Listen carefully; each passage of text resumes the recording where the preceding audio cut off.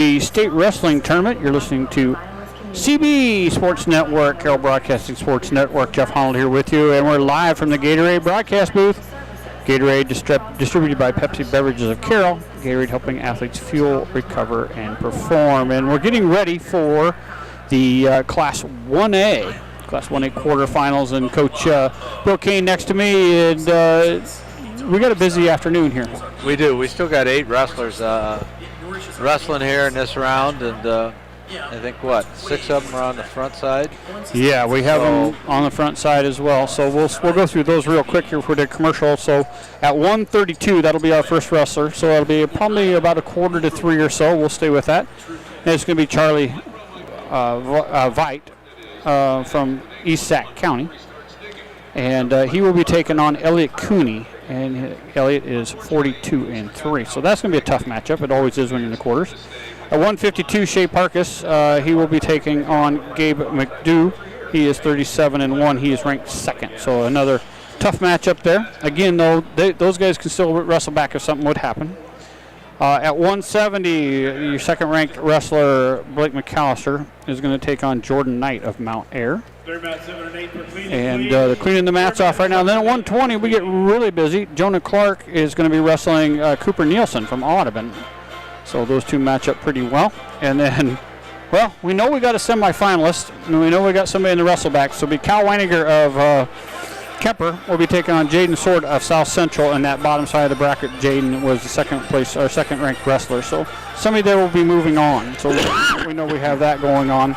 And then wrestlebacks will start after that. So we'll catch those as we come back around. And then we also have the 2A wrestlebacks, and that'll be Sterling Rodman will be wrestling there for Carroll High. So a lot of busy activity here. We're going to take a break. We're going to come back. We'll give you some updates on team scores and some of the other stuff that's going on. So we'll take a quick break. Back after these messages. American Home Shield is a nationwide warranty company that protects your home's major systems and appliances. They understand the importance of home ownership and realize unexpected repairs can be costly, protecting your investment and your livelihood. American Home Shield is a trusted leader in the home warranty industry. They're thankful for their associates and their customers who make it possible to be celebrating over 50 years in business. American Home Shield, growing together. Good luck to all of our area teams.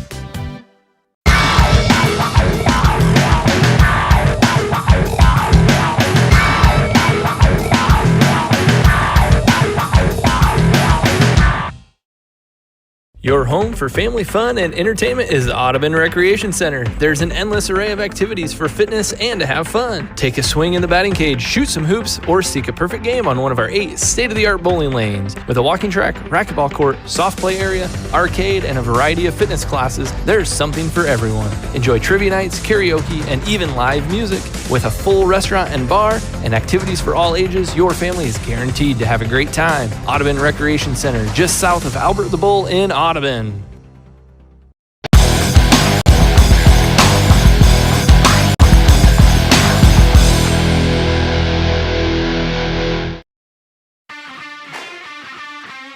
Teamwork is key to success. Hi, this is Amber Maloney at Champion of Rockwell City. We have the same philosophy. We have an amazing team of technicians, sales, and customer specialists to help you. If you're looking for a vehicle, all of our prices are clearly marked. It's no hassle pricing. In service, you get honest answers and no games, where winning service is what you can expect. We are located off the square in Rockwell City, or visit us on the web. Champion, your Chrysler, Dodge, Jeep, and Ram dealer, where everybody wins.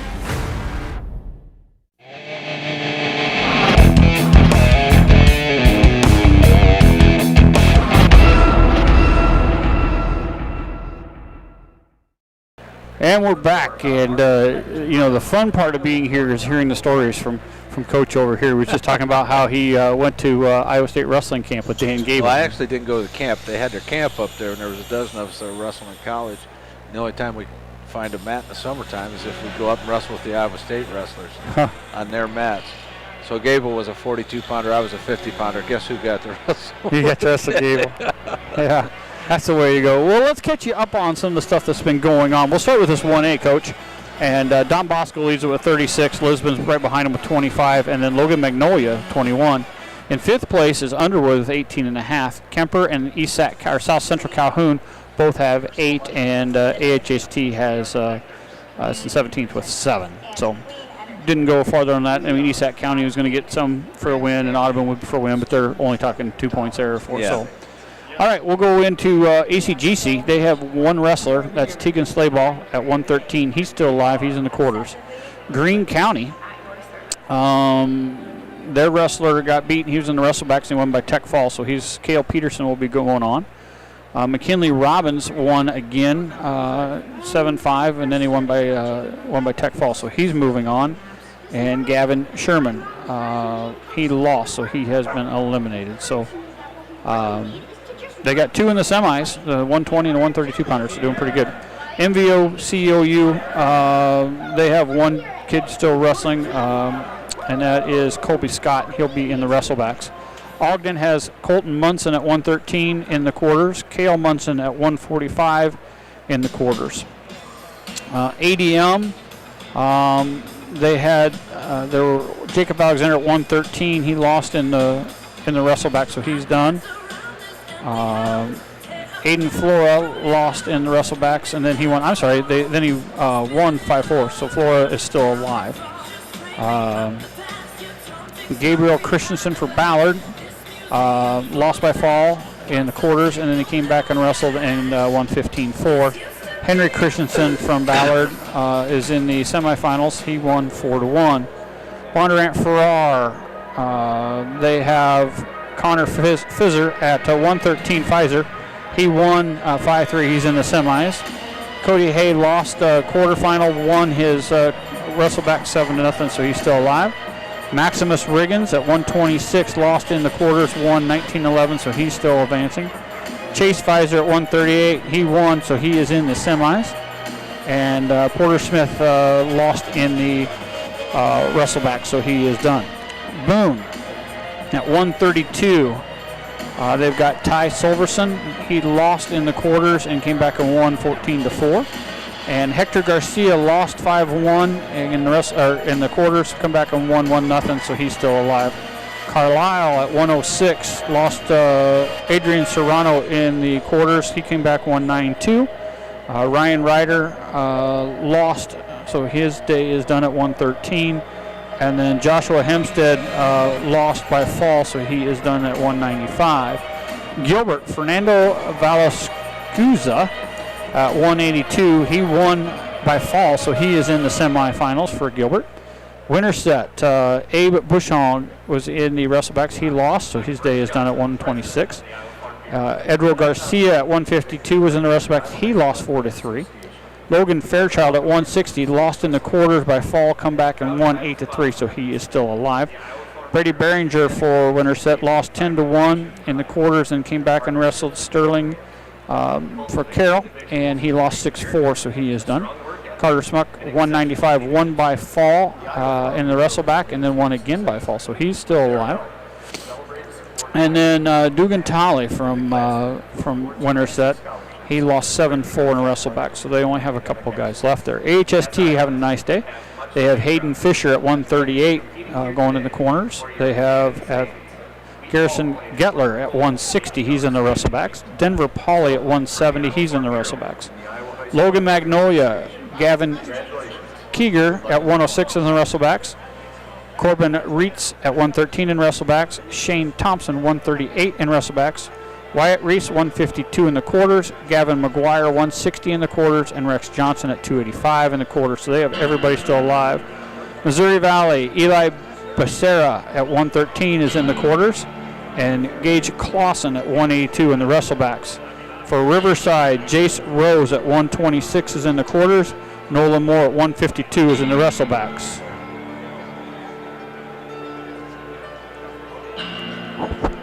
At Trainer, Caleb Liff at 160 is in wrestlebacks, and Daniel Gregory at 285 is in the quarters. And we have Tri-Center Neola, Brecken Freeburg at 182 is in the quarters. Underwood's having a really good tournament. Molly Allen has been eliminated at 106. Blake Allen at 120 is in the quarters. Gabe Porter at 132 is in the quarters. Stevie Barnes at 138 is in the quarters. Hagan Haystant at 145 in the quarters. Carter Davis at 195 in the quarters, and Easton Eldridge at 285 in the wrestleback. So really good showing for them. We'll go to Hawkeye 10 here quick. So Aiden Smith at 106 is from Atlantic Cam. He's in the wrestlebacks. Ethan Folman at 126 is in the wrestlebacks, and Caden Stutzman will be wrestling. He won 10-1, so he will be in the semis. Corenda at 145, Cael Downey is in the wrestlebacks, and Logan Green at 285, fell by fall, he is in the wrestlebacks. Jackson Hildebrand for Denison Schleswig at 195. We should have caught him. I don't know how he did. I'll have to look at it for you here quick. We'll keep going on. Glenwood. We missed all these. Sorry, they would have been in the last ones. So we'll have to catch Glenwood and Harlan. I didn't miss all those. So we'll come back and catch those for you. And Red Oak won, so they're in the semifinals there, and we haven't done any Lewis Central. So try to get some of those for you, but just kind of an update of where we're at and how teams are doing. But been an exciting tournament so far, Coach. Yes, it has, and our kids have really wrestled well from the area. Yeah, and the Carroll kids, we had one. Nelson was in the he was in the quarters. He ran up against a really good kid, and so he bounced back onto the backside, and he was taken out. Carter Drake ended up getting a really tough kid as well, and he got beat. And then the one that was really tough is that Schweitzer. Yeah, he had a kid that got slammed. There was a slam involved with his kid and in the Sergeant Bluff Luton, and Sergeant Bluff Luton kid did not continue. And I'll give the coach a lot of credit. He stood back off the mat and let the trainers and the kid make the decision. He wasn't influenced whatsoever. Sergeant Bluff could not continue with the illegal hold, and so he was lost by default. So tough kid, probably one of the top 3-4 kids there. So a tough draw, but Carroll kids had a little tough draw in the afternoon. But we'll see how we go now. Yeah, no, it's going to be interesting. It will be. We're going to step away. We're going to have the national anthem here, so we'll step away for that. We'll come back and start wrestling here just in a little bit. Carroll has over 20 years of experience in commercial, residential, and agricultural electrical services. Their service area covers a radius of 60 miles from Carroll. They can provide electrical services for new and existing buildings, plus they can help with energy efficiency and lighting on home remodeling projects. Give them a call today at 712-830-6624. That's 712-830-6624. DR Electric is your one-stop shop for all your electrical needs.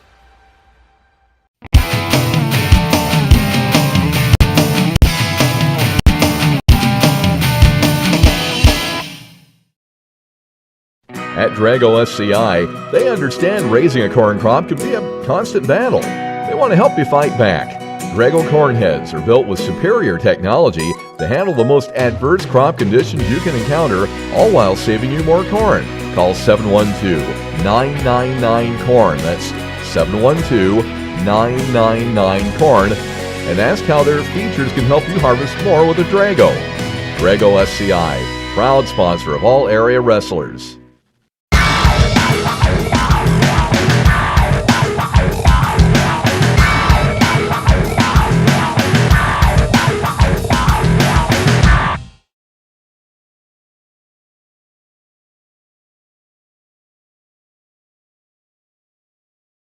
Clucky Custom LLC in Templeton can make your life easier.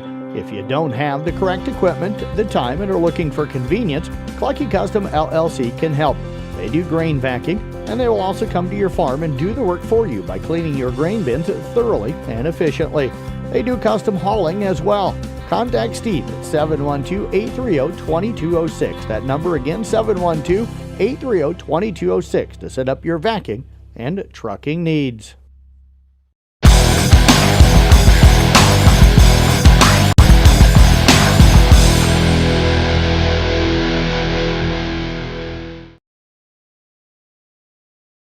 Hi, this is Danny Mackey, and all of us here at Mackey Motors in Lake City are so proud of the South Central Calhoun wrestlers and members of all sports teams at SCC and throughout the region. It's been our pleasure to serve the area with a focus on customer satisfaction for over 50 years. When you buy a new Chevy or Buick, purchase a certified pre-owned vehicle, use the Quick Lube bays, or get service or body work done, know that Mackey Motors is a member of your team every step of the way. Find new roads at Mackey Motors in Lake City, MackeyMotors.com.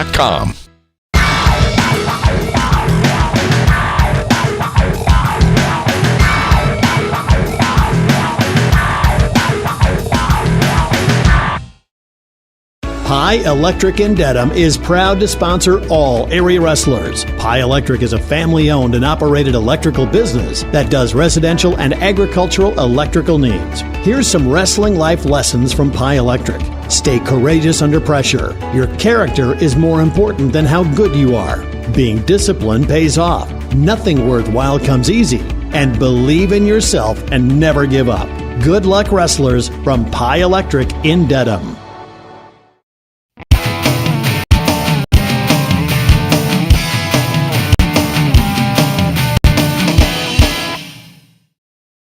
RJV Transport and Peterson Logistics in Westside is the area's expert in transportation, distribution, and logistics. With reliable drivers and top-of-the-line equipment, you can count on them to get the job done and get it done right. Not only does RJV Transport haul grain, rock, dry van, and refrigerated freight, they've even earned expertise in truck repair. Check out RJV Transport on Facebook to learn more about their services and employment opportunities, or call Aaron at 515-231-6742 today.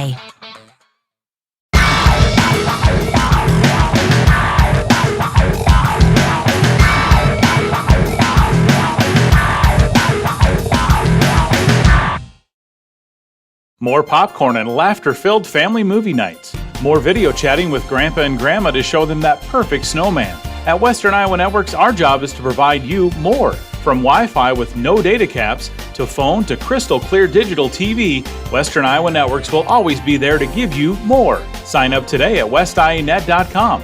Call or text Western Iowa Networks now at 712-775-2946 and save $10 per month on fiber internet and lock in that price for 2 years.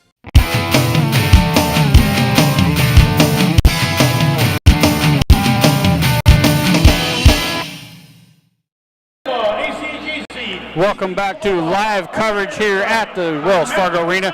We're in the Gatorade broadcast booth. Jeff Honnold and the coach, Bill Kane, with me. And just a quick update on the wrestlers we missed out here on the Hawkeye 10. Jackson Hildebrand has been eliminated, so Denison's out of wrestlers.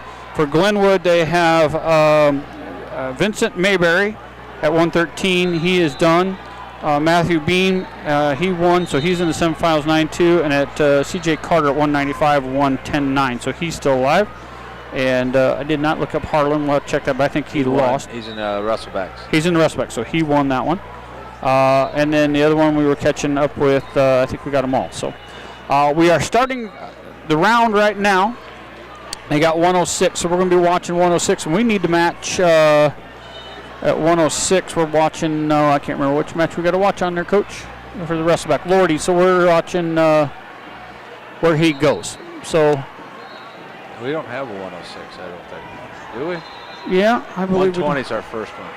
Okay, 120, so we don't have to worry about 106. I'm getting my weights mixed up, I think. 106 was 2A. We had a 106 one, but that was back in 2A. That was 2A. All right, that's why I'm getting my weights mixed up. That's why we teach Coach around here, to keep me straight, because I've got more sheets and papers around here that I'm losing than what we've been up to. So trying to keep things straight for you folks. So 132 is our first match that we'll be calling. That'll be Charlie Veit. He will be Charlie Veit at 33-6. He's going to be at 132. Right now we got all the 106 and 113 pounders on the mat. So it comes pretty quick here. Again, we'd like to thank our sponsors. And for Charlie, that'll be Corn Belt Power Cooperative, who paid for the internet for that broadcast. So thank Corn Belt Power Cooperative very much for that. for all of the Kuemper matches, it'll be the Kuemper Booster Club. Thank you so much to them for broadcasting. And for South Central Calhoun, it'll be Mackey Motors that picked up the sponsorship for the internet. So a lot of costs involved here, not just our food and our hotels, but travel, and you got they have to pay. We have to pay by the day to get our credentials to get in here. So those are a few $100s each time, and then we got the equipment. You got thousands of dollars worth of equipment sitting down here. I have 2 computers in front of me with touch screens, and I have an iPad, and we call it a mini iPad maybe, sitting in front of me that we're running. So, and thank you to Tyler back there. I keep forgetting to put the screen up, so he reminds me. And what a wonderful job Tyler did with the ads. Tyler, kudos to you. And then the hotkeys buttons. Spent a lot of time, a lot of effort. He is a magician at that stuff, and really appreciate all he does for those, because it makes these internet broadcasts a lot easier, doing interviews and all that kind of stuff. And we'll bring back some more interviews if you missed them. We did during the 3A session. We ran Jeff Story on. We ran Rick Caldwell, who was the mastermind of Waverly Shell Rock, and then my coach Al Baxter, who started Lisbon and then moved on. Picked the coach. He picked his replacement in Lisbon. I think he did a pretty good job there, and then went up to Buena Vista and restarted that program there. So one of the good guys, two of him and Rick are 2 of the best guys in the world. And then try to catch up with KJ Pelcher. KJ's got 100 and some kids he's covering down here, but see if we can't get his thoughts and feelings on how the tournament's been going. Well, I'll try to catch him later on maybe and see if we can't get that, if we can squeeze him away and get that going. But a lot of fun things. Nice catching up with people, Coach. I see you talking to quite a few down there. Yeah, I did. Old coaches, old officials. I've only run into one former, one that wrestled with me back in college. But a lot of those guys are retired. They're probably sitting down there in the seats, and I just don't get a chance to run into them. But yeah. So Grant Caldwell, he was downstairs refereeing earlier, so we saw him, Cadwaller. Kirk Davis, of course, I haven't got a chance to catch up with him. I wrestled with him at BV, but he's helping out at Greene County, so it's good to see him. And a lot of my friends, I haven't run to him in the stands, but I met a guy at lunch today that lived across the hall from me. He was down watching. Just people that you don't see, that you don't think about seeing here. So or former students or former athletes. They come up and grab it. I had to ask who he was. But, we were talking going out. I think one of the big differences, you don't see the schools releasing as many students to this event as they used to. But I look around. This would have filled Vets up though. This is pretty full in here right now. It is. So which is nice. Yep. So we have right now. We're going to have the 1A quarterfinals. We'll go all the way through those by weight to quarterfinals.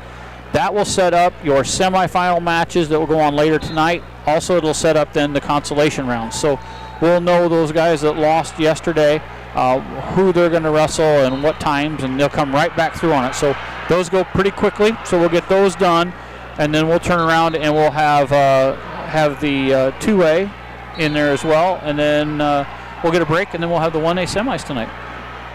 We know we're going to have somebody in the semis. We know either Jayden, Soard, or Cal Wanninger will make semis. When they're wrestling each other, one of those two have to be in there. Yeah, so one's going to win and one's going to lose. Yep. So up on mat number 6 at 120. So a big pin down here on mat 4. So it looks like Albert got a pin there. Mat 4, no 6. Sorry, mat 6. ACGC Sleigh Ball from ACGC got a pin, so I can get that written down. I caught that one. How's that? So they got ACGC's got their guy into the semis. One by fall. One by fall into the. He's in the semi.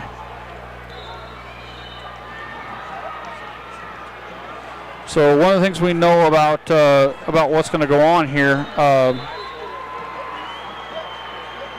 Now wrestling on mat number 8 at 120. So we got a little insight on Charlie's wrestler. He's a legger, so they really want to, and he likes to shoot from distance. So they want to keep him close, keep hands on him, and not let him get his legs in. So, that's good information to know when you're wrestling, to know what your opponent likes to do. It may not change what you're doing, but at least you know if he's going to try to stick those legs in, maybe you can drop your hands in and catch that leg and really. Right. I always liked it when I caught the leg and get it over my head, and I had them in a lot of trouble. If they couldn't get that leg in, you had them. But and they may have seen each other. They may have. They really know what's going on there. So. Or wait, no, I take that back. 126 pounders, you're next. 132 pounders, be ready. So 132 is being called, so they're getting ready. So we're about halfway down that one. And the loser of this match will wrestle Kent Lundy from Pleasantville. That can't be Pleasantville. Number 1 at 126, Marcel Lopez, New London. Kendrick Huck, Nashua Plainfield. So we're getting ready to go here. We got the 120s are already up, so we'll be coming here pretty quick. We can probably catch 120. We need to catch one for Riley, right? Riley Parkis' match, 120. Yes. So we'll try to catch that for you folks. Match 1179. We're watching 1179. At 8. Right now, Graf is up 2-0. All right, so we'll know who Riley Parkis is after this. So he's Braden Graf. Let me pull that up here so I can see who they're from. That's on Matt. What did you say, 8, sir? Yep. Graf's a senior. He's going against the freshman from Alburnett. They don't have it up here yet. I got to reset here my wrestling. All right. Braden Graf is from West Sioux, and Preston Klosterman is from Alburnett. So that's what we need to watch here on mat number 8.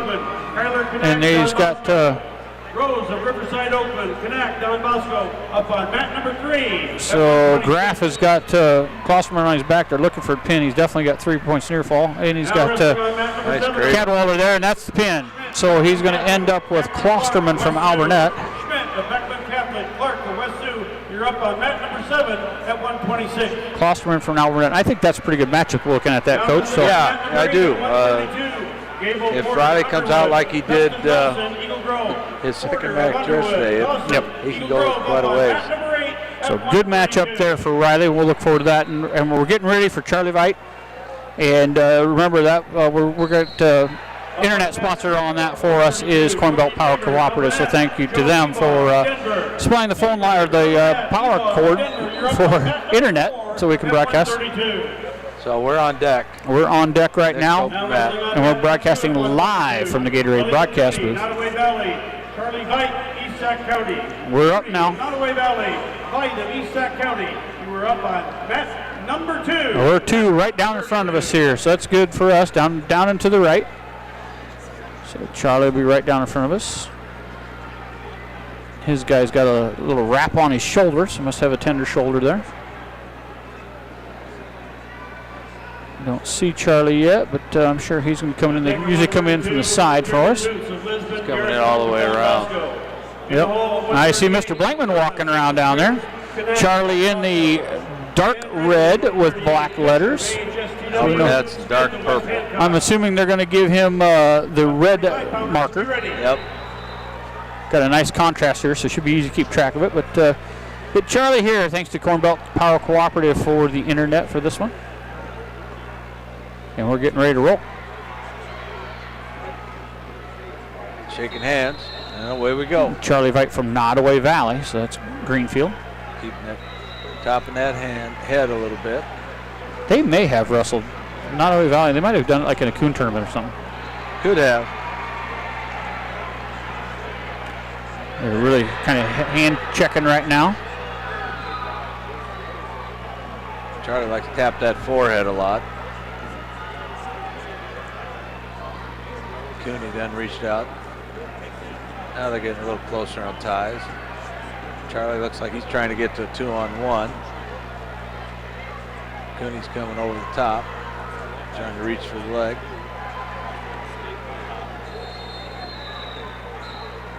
No score yet. Minute 14 to go. We're tied up pretty tight. We got stalemate. Yep, they're going to get stalemate. Charlie tied up that left arm and had the arm up, his right arm up around the back. Now we go back in. There's Charlie coming in on a fireman's carry.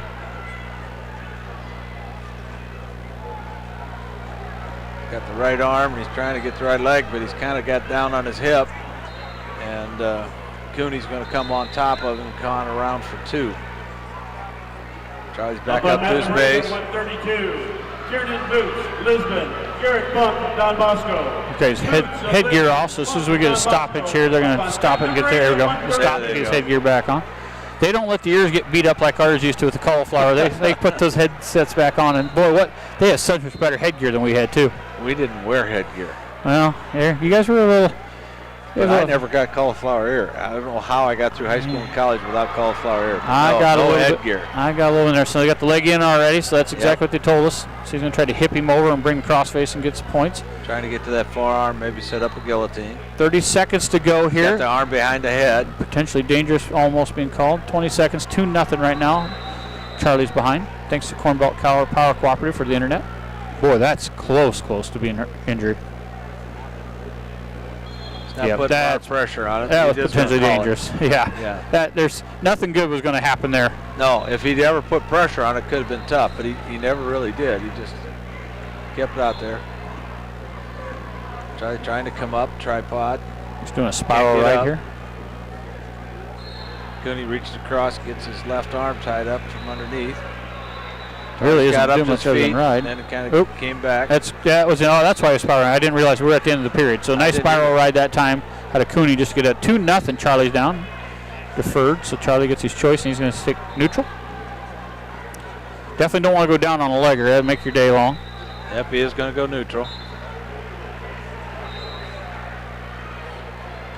I would agree with that. I thought he had a pretty good opportunity to get a takedown there. Oh, that's a nice shot, though. Yeah, Cooney got deep on that left leg, was able to pull it in, pull him around to get 2. Nice job, Charlie grabbing that leg and not giving up the 2 yet. So 4-0. At 138. Turning into him. They're right on the edge of the mat, and they're going to call him off. 4-0. Charlie Veit down right now for South Central. Now the officials are talking. See if maybe they'll take that 2-point. He grabbed that leg right away. I'm not sure he had clear control. In the hole at 138, Barnes of Underwood, Bridgewater, Northland. Assistant officials giving his I like that they have 2 officials. They're going to wipe it off. They're going to wipe it off. Here comes the coach. Yep, they're going to wipe that off. We're going back to 0-2. So we're going to be on our feet. On our feet. They're going to keep the wrestler no takedown, they're calling it. And I kind of agree with that. I do too. He did not have clear control. He had it, but Charlie was able to grab that leg. Got into that leg right away, and he never got behind him with control.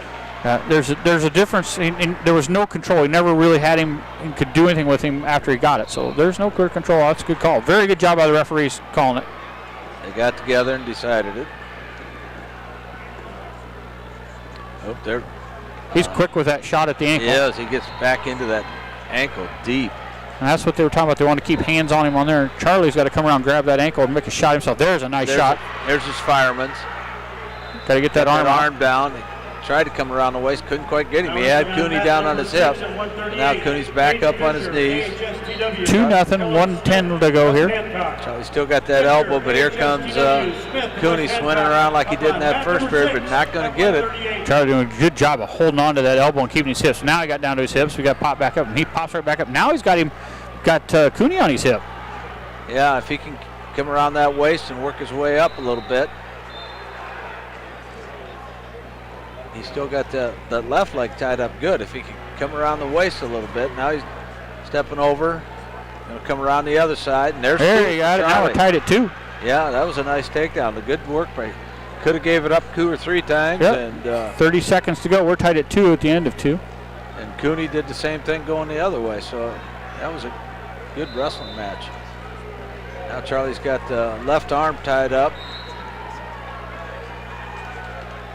Tried to come through the crotch, tied up, get a ball and chain. 16 seconds to go. He's got right. Roll. Can you hold on to it? Nope, it's going to give it points right at the end. Charlie got caught flat, and Cooney came up over the top. 5 seconds to go here. Charlie's down now 4-2. And that's the end of the second period with Charlie Veit down 4-2. And again, thank you to Cornbelt Power Cooperative for our internet today for this broadcast for East Sac County. Cooney's going to start down. Up on mat number 5 at 4-2 is our score. Charlie Veit trying to get in the semifinals. Comes in on the left side, tight waist. Try to get that post arm.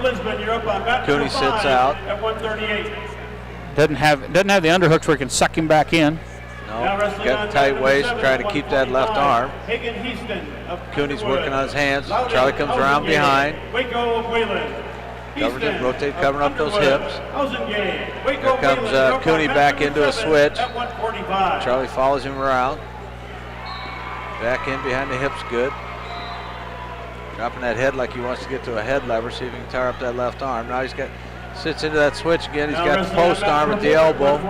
He's got to get him turned, though. He needs points. We're in the third period, 1:19 to go. Central Springs, Klosterman of Albernette, McDonough. He's trying to get that head lever again, trying to get that left arm. Now he's reaching down to the wrist. Cooney gets it underneath. He's just at the elbow now. If he can slide in a chicken wing right there. Trying to. Cooney gets that arm up in front again. Charlie reaching for a half a little bit. Now back on that head lever action. See if he can get that left arm. Down to 45 seconds to go here. Down 4-2. Cooney keeps bending that arm and taking it out front, so he can't quite get it. There comes the Granby roll again. Did he catch him? Oh, no, just about caught him, though. But 35 to go. Over the top pretty good. He's going to release him. Come around in front, got a headlock. Yeah, he's stalling. They got him. They were warning for stall. For stalling.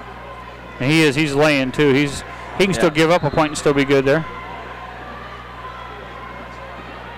Now it's Cooney's gotten in on Charlie's right leg, right ankle. Still no change in control. 9 seconds to go. See if Charlie can run 3, 2, 1. Nah, that's going to be it. So Charlie's going to lose there. 4-2.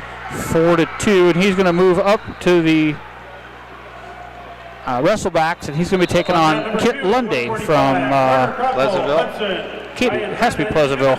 Yep, so he'll be coming back there. At 145. So we'll catch him in the wrestleback portion of it later on this afternoon.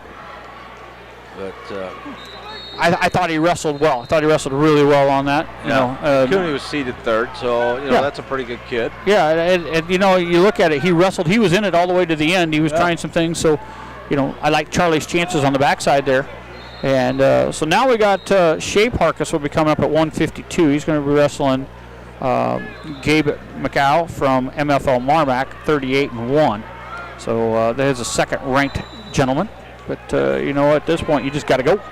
And if we could pick up 45. 45. Who do we need there, sir? Interstate 35 and West Sioux. Interstate 35 and West Sioux. No, it's Munson from Ogden. Sorry. Ogden. Munson from Ogden came in second at districts, but took off the number 1. Okay, and I don't see him there. Let's look here. I don't know if they're up there yet. But we got 45s. 3 of them. And we're the last one, so it's probably the last 45 to come on. But that will be Jake Irlbeck will get the loser of that one. Okay, we'll have to catch that. Yep, we'll catch that one here for everybody. And Jake doing a wonderful job coming back on that one. Oh, last night was unreal. Yeah, he just powered his way through there. Was really kind of in trouble until he powered his way through. So just drove him all the way through, down to his butt for the takedown, and then all the way to his back and got a pin. So now Bosco kid too. 145. We got the last match at 145. Yeah. Again, thanks everybody for listening here. We're going to take a quick break. We're going to come back and we'll get that in until we find out who Jake Irlbeck will be wrestling after this. Shae will be up in about. Yeah, I'll just do a couple minutes. I'll just do a couple minute. Yeah. So commercial here. And up on mat number 8 at 145, Cael Munson, Ogden. There we go. Mikey Baker, West Sioux. Munson of Ogden. Baker, West Sioux. You're up on mat number 8 at 145. Shae's last, the fourth one, and there's only one in the third period, I guess. Well, they just called that one up right now. So Munson, yeah. You're next. On deck at 152, Wyatt Rice of Logan Magnolia, Chase Nelson Brown of Emmitsburg. In the hole at 152, Pelton of St. Albert's Hullab of Lisbon. Stand ready at 152, Lopez, New London, Munn of National Plainfield. Now up on mat number 1 at 152, Wyatt Rice, Logan Magnolia. Jace Nelson Brown, Emmitsburg. Rice of Logan Magnolia. Nelson Brown of Emmitsburg up on mat number 1 at 152.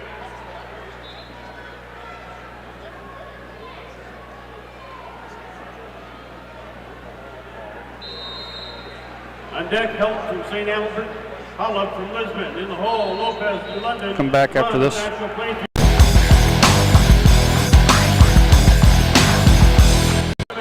Well, sorry folks, welcome back here to our coverage. Didn't look like we must have went away. So, my bad, sorry, we were running some commercials, but right here. So we got Ogden up right now, so that's in period number 1, no score on mat number 8. And then Parkis just got called. So we'll be rolling here in a little bit.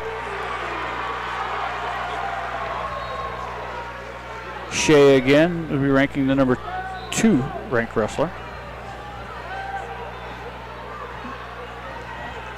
No score right now on Irlbeck's match when who he'll wrestle. So we'll keep an eye on that. We definitely don't want to miss out on Shae. No. Again, thank you to the Kuemper Booster Club. They are sponsoring the internet for all the Kuemper wrestlers tonight. So thank you so much for that. And all tournament. We are at 145. We have Shea Parkis at 152. He is the last match at 152. So just getting him out. We have the first match on right now. That's Reitz from Loma. He's taking on Nelson Brown from Emmitsburg. He's up 7-2. So Loma having a really good tournament. Barnes from Underwood's up 4-1. So he's having a really good one. See if we can catch some other local ones up there. Lisbon is tied at 1. Underwood head stats up 17-7 in period, 19-7 in period 3. So he'll be moving on. So again, they're hammering away their coach on Underwood. They're having a really good tournament. They got they two don't look quite like as many kids as Don Bosco, but they got to keep winning. Nope, they might sneak into the trophy. They got 2 in the semis so far. And it was Baker from West Sioux taking a takedown late in that first period over Munson from Ogden.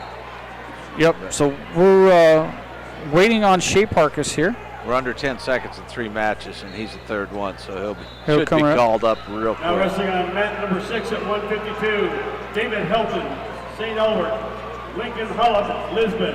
Helton of St. Albert, Hullab of Lisbon, you're up on mat number 6. Just waiting on the call here.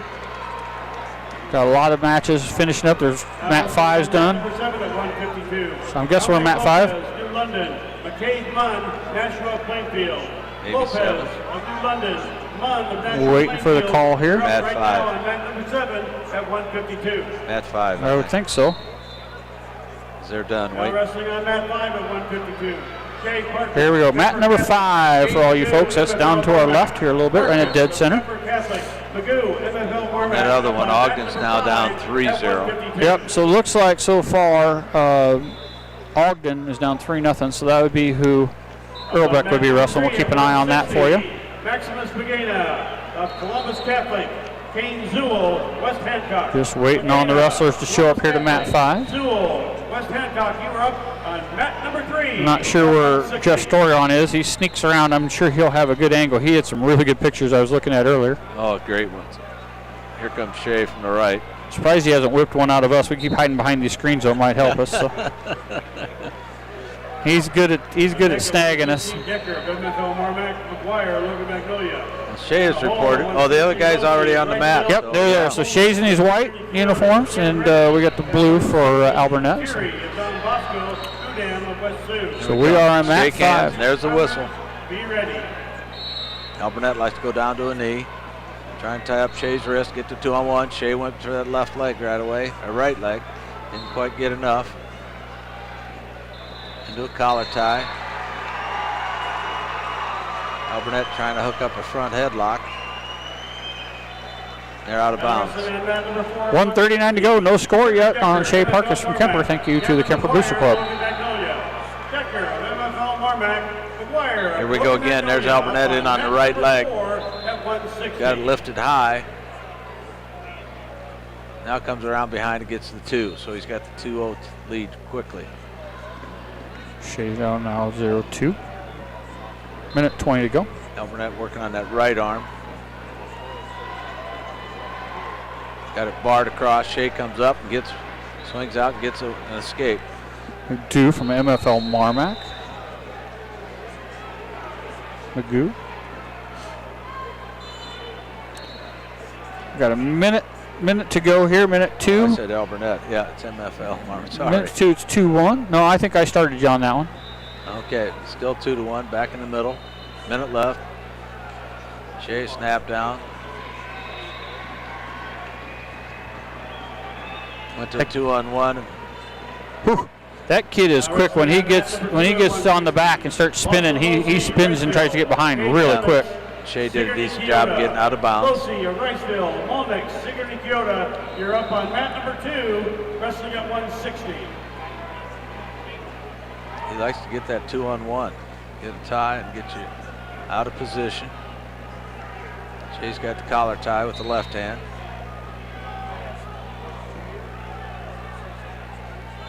And he just called Shae for stalling as he backed out.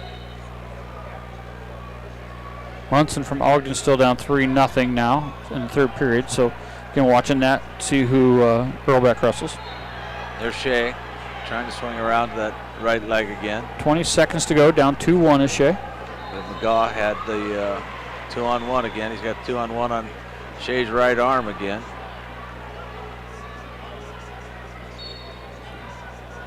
Oh, nice trip. Inside trip.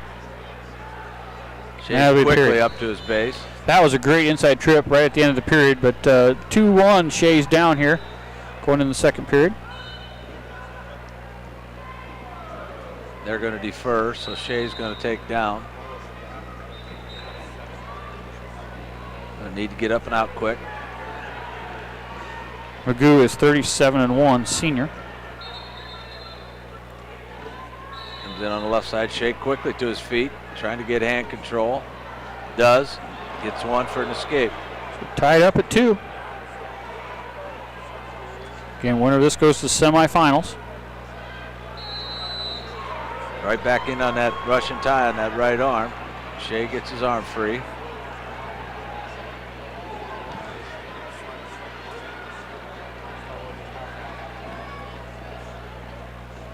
Not a lot of action going on. Minute 31 to go.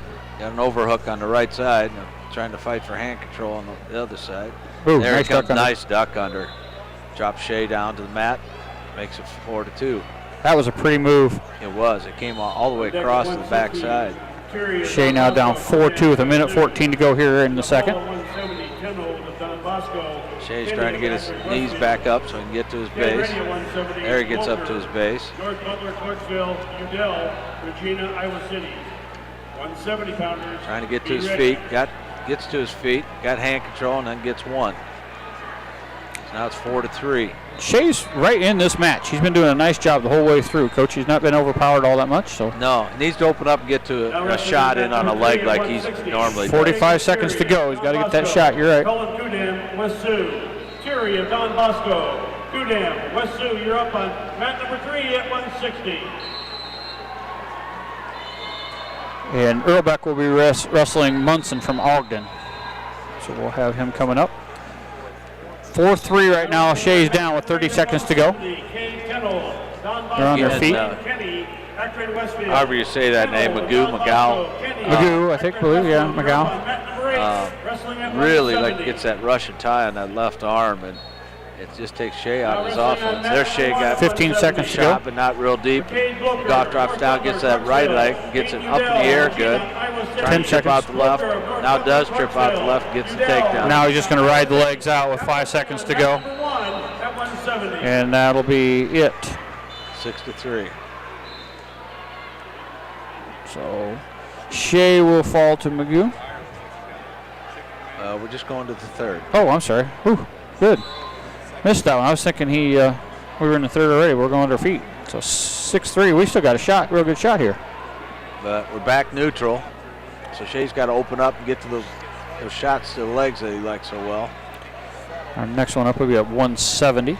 We've got 170s up there, so we'll keep an eye out for that. 10 holds already up for Don Bosco. He's a defending state champion, so keep an eye on him. He's on mat 8. Shae went for a shot, and McGough came back with a reshot, got to Shea's left ankle, got it picked up pretty good, and he's going to get to the right ankle and get a takedown right there at the edge of the mat. Makes it 8-3. Minute 24, so Shea's going to have to get her going here. We're waiting for McAlister to come up for South Central Calhoun. A reminder that our class. Again, thank you to the Kuemper Booster Club for sponsoring the internet for Shea's match. Shea's right back up to his feet, working on the hands, and there's that escape again. 8-3 and 8-4 now. Please remain in the warm-up area until we bring you in to start the class. There he is. He finally started to get in on that leg, didn't quite get it. McGough came right around the other side. Boy, he's quick and strong. Just a really good wrestler. There's 2 more. 10-4. Yeah, he gets you going one way and then he just slides the other way. And he's really strong. You don't see many kids stronger than Shae. No. Shea's a pretty strong kid, and this guy is able to handle it and move. So pretty impressive. It's 10-4 right now. Not sure. Kuemper coaches are talking, trying to. The officials are getting together there, whether that actually was 2 or not. I think there was a question from Kuemper about it, whether they held him off, but so they're going to keep the 2. Yep. 182 pounders, you're next. All right, it's 104. 10-4 with 1:04 to go here. Shea's going to be down. Comes in on that right side again. McAlister is now on mat 1, so I'll get that one for you. And he is the internet sponsored by Mackey Motors for Blake McAlister. Shae got up to his feet, got that hand free just like he has for 5 times now, and got that escape right away. He keeps going for that shot. McAlister circling in the center right now. Nothing going on there. He's got Jaden Knight of Mount Air. Shae keeps shooting. Nothing going on. Backed out of bounds. Now they come back to the middle. Shea's going to have to open her up and get a big move here. Got 30 seconds left on Shae. I got a minute 26 on McAlister. Still circling There's in the middle. another duck under. Boy, that is sweet. By McGough. How it is. Now up 12-5. McAlister in now deep on his knees, but he's got a single leg. Now he's going to try to come out the backside and dump him. He's got him up in the air. Parkis did a Granby and almost kicked over the top. Didn't quite get it. McAlister trying to come out the back door here. That's going to be the end of it. Shea's going to fall 12-5. So 12-5. Now he come back against Nolan Moore. I think it's McAlister comes out the back door, gets 2, has Knight down on his belly. Trying to work up now. Tries to sit out, and he blocks him off, puts him back down on his face, right on the edge of the mat. Now he's trying to get an underarm hook. He's got chicken wing, and they're going to go out of bounds. So it's going to be 2-0 right now. McAlister in charge. Yeah, kind of like we expect, isn't it? I mean, it is. I mean, this is one that, yeah, we should win, but you got to go out and do it. So McAlister can start in that position, up 2-0. He's on the right side. Wow. He got to his feet and he just came around into a double and picked him right up off the mat, took him right back down. Now he's getting that chicken wing on that left side. He's going to throw that half here in a second. He's got him buried underneath there. And right him out of bounds probably. But he set him down so nice and soft too. I mean, most guys get him in the air like that would slam him down. He just feathered him down. We got 10 seconds to go here. 2-0 McAlister. South Central Calhoun. Thank you to Mackey Motors for the internet coverage on this. He's just got him buried. He's just not gonna let him move come up at all. We're going to go to the second period here. They're going to defer. McAlister's taken down. Yeah, he's going to take that. I expect him to get out of this pretty quickly. Boom, hits a switch. Wow, right behind him. He didn't even take 2 seconds to get behind him. Now it's 4-0. What a beautiful move out of McAlister. Just came out of there so sweet. He's so strong and so fast. Just a smart wrestler. He's working on that right arm again. We'll be watching now. We got 3 of them coming in on side. 220, so we'll keep our eyes open on those for you. For a turf. Now he's going back after the left arm. Looks like he's going to try and bar that. Pulls the leg out. Now the bar pulled back out in front.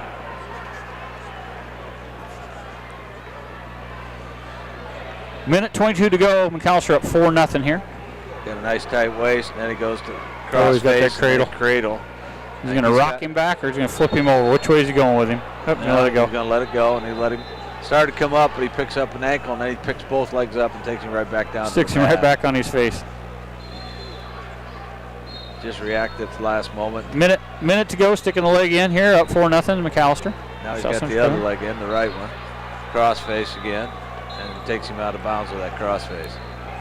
That was a serious crossface. It was. That's one that when you crossface, you're going out of bounds. You're not going to mess around there. That wasn't just I'll put it across there and see if you want to move. He moved him. 4-0 McAlister up with 54 seconds to go. There he goes. It's trying to get up to his feet. McAlister's got that post arm.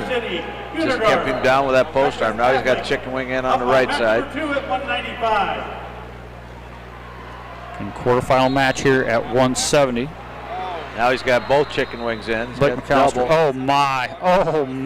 He's got that tight. That's going to be it. Oh, how did he rock out of that? But McAlister's still sitting back down. Now he's got the head. Went to a half. Oh, got out of it. Kid did a nice job. Wow, rocked him out of that. That's a heck of a move. I think he just gets 2. Yep, 6-0. I thought he was done there. I did McAlister had him in there pretty tight. Both of them, they were tight. He did a nice job of rocking his legs and his hips, going back and forth, and got McAlister kind of out of position and got out of that. Well, now they're going to get McAlister for a caution. Went a little quick.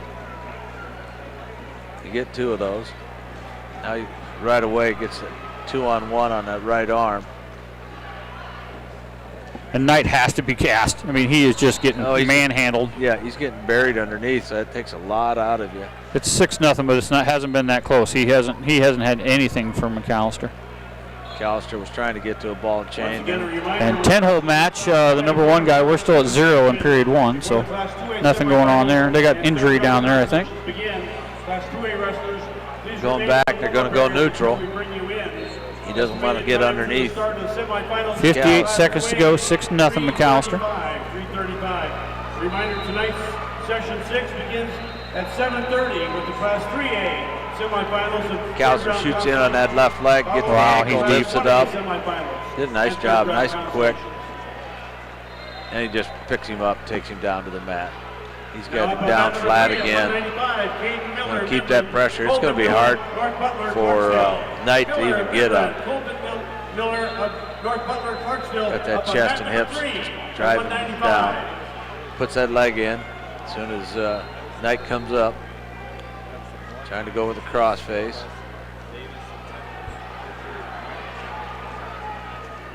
It's 8-0 right now with 1:10 to go. McAlister coming under the armpit, getting to a wrist. Lets that go. Trying to turk him a little bit. See if he can get him off his hips, but Knight's trying to stay pretty square because he doesn't want to get turned. Real crossbody ride there. We're at 195. So we'll have some 220 guys coming in. That was a tough crossface. You might have almost got one on I think he's frustrated. I think he's wanting to pin it. I think he wants some team points is what he's going for. And it's up 8-0 right now. Still got that right leg in. It should be a stall. I mean, that kid isn't doing anything other than trying to keep him getting pinned. McAlister threw an awful wicked right arm there.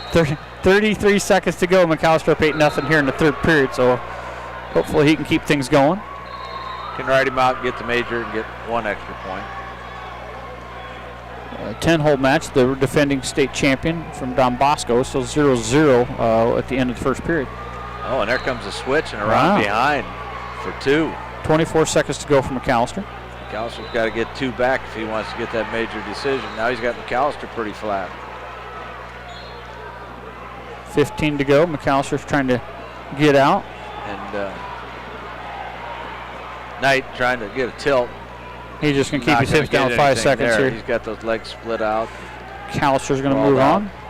He's going to win at 8-2. So again, thank you to Mackey Motors for sponsoring that match. So McAlister will move on to the semifinals. That'll be later on this evening. We'll have that for you. Right now it's Cole Lisbon leading Zook of North Tama 6-5. 20 seconds left. So that's who we'll have there. The winner of that one. We'll keep an eye on that, and we're waiting for our 220s. Nielsen from Audubon. And thank you to the Audubon Rec Center. Audubon Rec Center for your sponsorship of the internet for that match. We'll have Cael and Cael Wanninger, and we'll have Jayden Soard. So again, thank you to Kuemper for that one, and also Mackey Motors. So we'll have them going. Coach we'll give Coach the Soard match, and I'll take the Nielsen match. That way, and Cael. That way we got everybody on. Okay, it was Cole of Lisbon winning 6-5. Now wrestling on mat number 3 at 220, Jonah Clark. Cole of Lisbon. He's number 3 seed. And he's 39-3, so that's going to be a heck of a matchup there. Could be a heck of a semifinal. We're watching 10-hold right now. It's end of 1, and there's no score down there. They're saying. It says 3-3. Yeah, there we go, 3-3. They haven't put the score up. We're in period 2, 4-3. 10-hold is up. Our 220s are being called now. So Cooper Nielsen from Audubon at 34-10. He is in the quarterfinals, and he's going to go against Jonah Clark. Jonah is 44-1.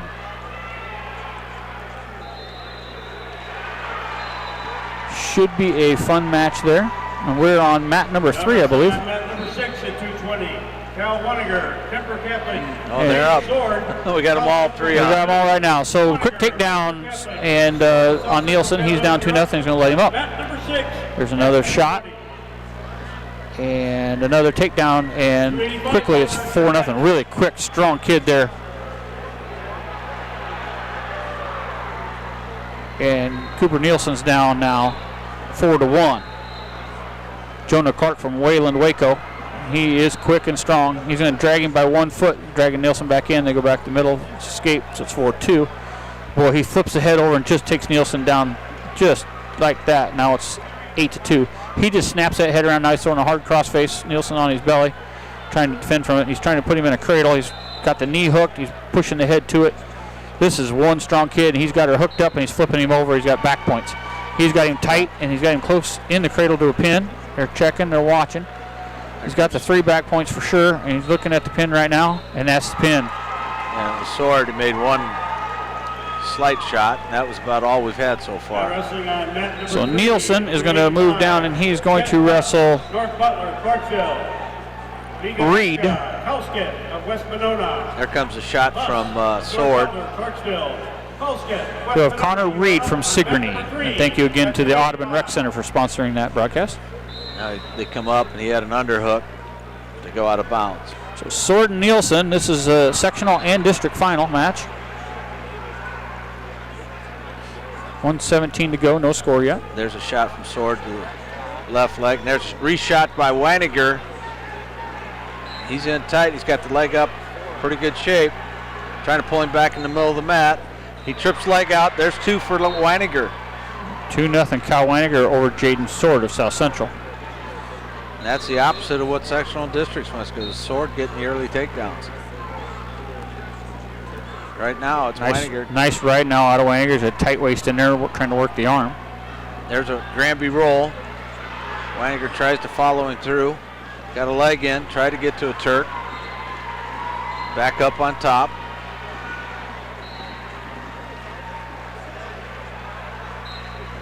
The 10-hole match, 10-hole wins 4-1, so 10-hole advances in that 170, the defending state champ. Wanninger trying to pull the arm back to get to an arm bar.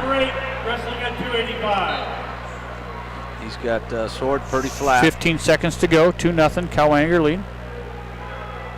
And thank you to the Kuemper Booster Club and also Mackey Motors sponsoring this broadcast. Wanninger trying to get the wrist rolled up and underneath. That's going to be the end of the first period with 2-0 score. 2-0 Cael Wanninger of Kuemper over Jayden Soard of South Central. Soard's going to take neutral. Soard is going to take neutral. Up on mat number 4, 285. There comes a shot from Soard. That first period was a reshot by Wanninger that ended up getting the takedown. 10-hold is hurt. 10-hold's hurt from Don Bosco. 6-1. There's a shot in on trying to get to the double. Wanninger gets one leg down, now gets to a wizard. Now they break apart again. 10-hold's got a definite limp. He is definitely injured. Wrestling on mat number 2 at 285.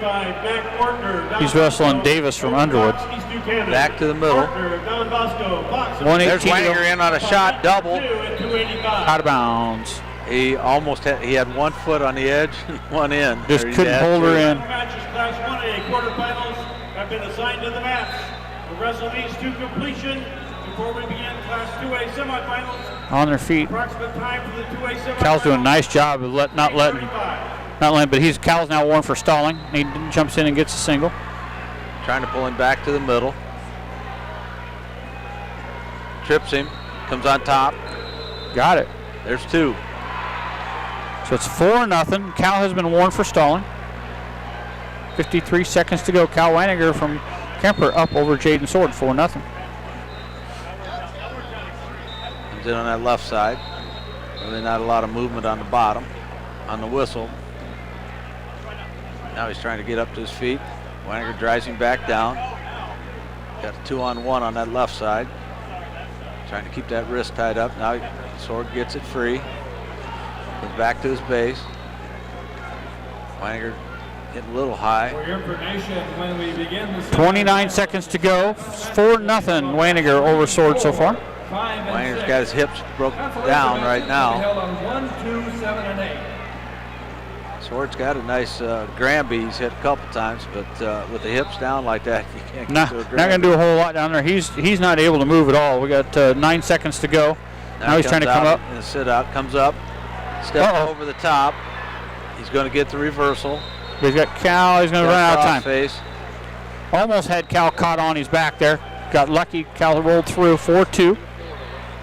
Cal's going to take down, I believe. Yep. He needs his inhaler. Oh, we got injury. I think we're going to do an injury here, Cal. Yeah, Cal's going to get his inhaler. So 4-2. 4-2. Cal's going to take his inhaler here. Minute 18 to go. We're going to start the third period. Still watching the 10-hole match. He's up 8-1, but he's definitely limping. He's not the same wrestler that on mat 5. His knee is bugging him, so he's going to beat Davis of Underwood.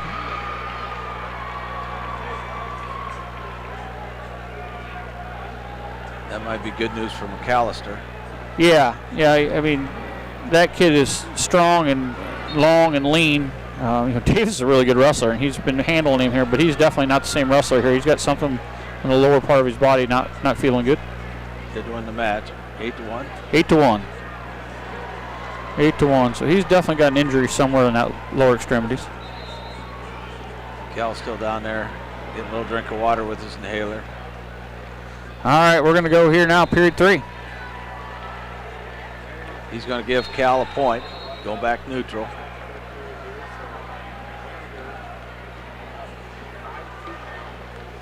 And the winner of this moves on, of course, the semifinals. Loser would drop all the way back to the top, and they'd have Wyatt Hanna from Lamoni.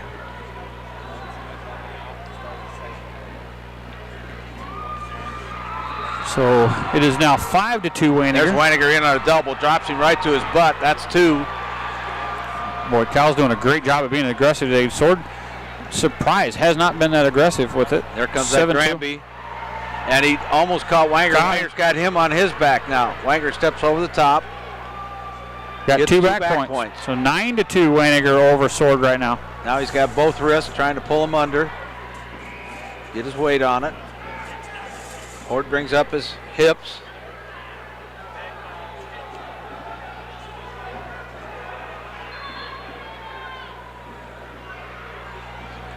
Got the wrist tied on the right, the head.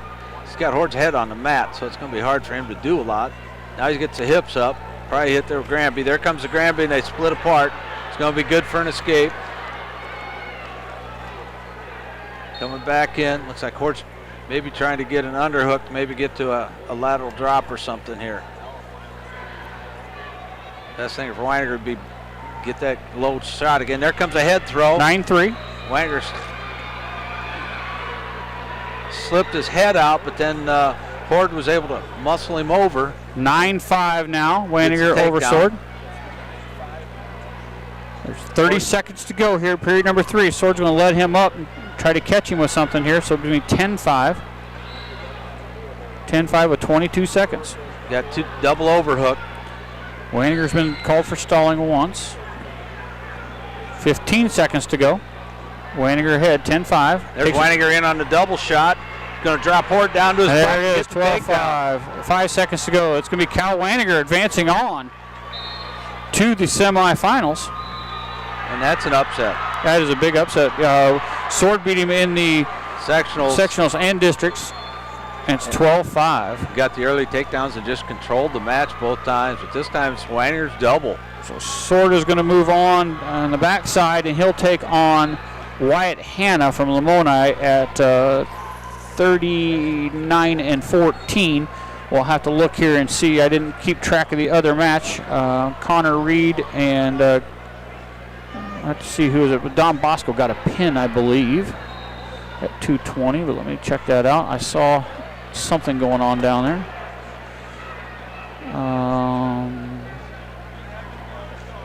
1A 220. Come on, now load up here.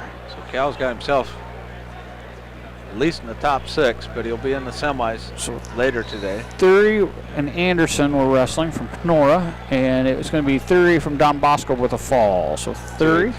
Yep. So Thury is going to be number 3 wrestler at 36-2. We'll be taking on Cael Wanninger now at 44-4. So that sets up your matches. So let's go back to that one. So Wanninger will be in the semifinals against Thury from Don Bosco. Cooper Nielsen will be wrestling Connor Reed from Sigourney, and it will be Jayden Soard will be wrestling Wyatt Hannon from Lamoni. So we'll have the Nielsen and Soard match coming back here in a little bit, and we're going to get ready for our next match, and that should be our 2A qualifier, and that'll be Sterling Rodman after his victory. So we should have that next, I would think, right, Coach? Yes. So Sterling will be right now looking where he's actually a medal holder. He's going to be holding a medal of some sort. This tells us whether he's going to keep moving on or if he's going to be wrestling for 7th and 8th tomorrow. So that should be coming up here in a little bit. We're going to step away, take a break. We'll come back, and we'll catch that match and kind of update everybody where we're at after this. Bordenero's Meat Market and Deli is a specialty meat shop offering a full-service meat counter, aged steaks, and frozen foods. They also serve lunch Tuesday through Friday, 11 to 2, featuring their fresh smoked meats and sandwiches. Bordenero's Meat Market and Deli, 516 North Adams in Carroll. At Radina's Chiropractic, we offer many services including chiropractic care, the 24-hour fitness center, and we also offer products like customized orthotics. We believe in you and want to be a partner in your health journey. Radina's Chiropractic of Lake City.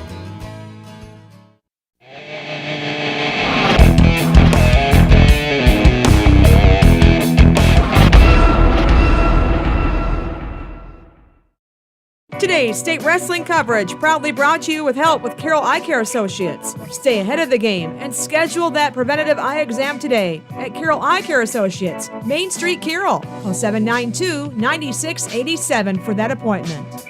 Soup's On at Culver's. Our George's Chili is available daily, along with 2 to 4 other varieties every day. From our family to yours, we put the heart and soul into every meal, with an abundance of variety to satisfy the heartiest of appetites. Culver's, welcome to Delicious.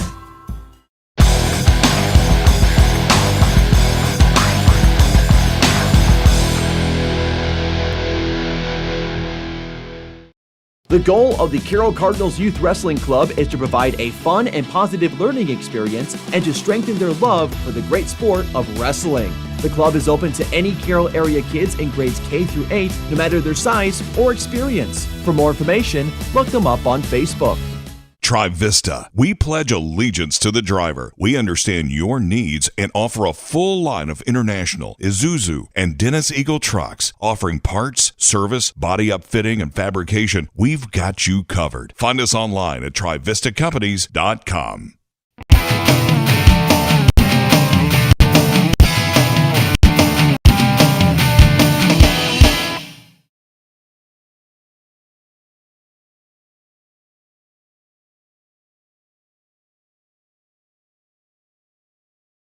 Great place, good food, great fun. It's Coon Bowl. They have 8 lanes of bowling, a great menu.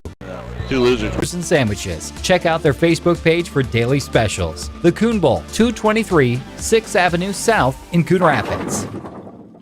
Family owned and operated since 1948. Want Auto Salvage is the area's best full-service scrap facility. Hard to find part? They got you covered. Want Auto Salvage. They sell the best and recycle the rest.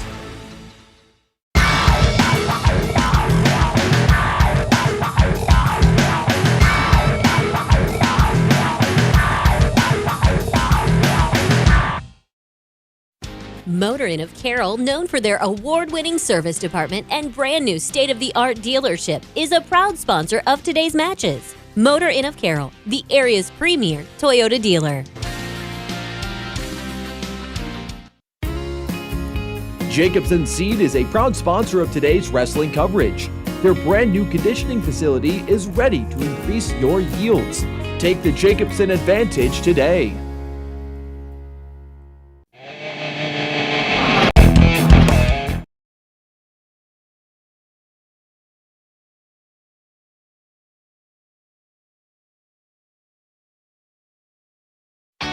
Feld Security of Carroll is the choice of homeowners and business professionals. A professional Feld representative can help you create a protection plan for your home or business. Feld Security of Carroll, proud sponsors of our local schools.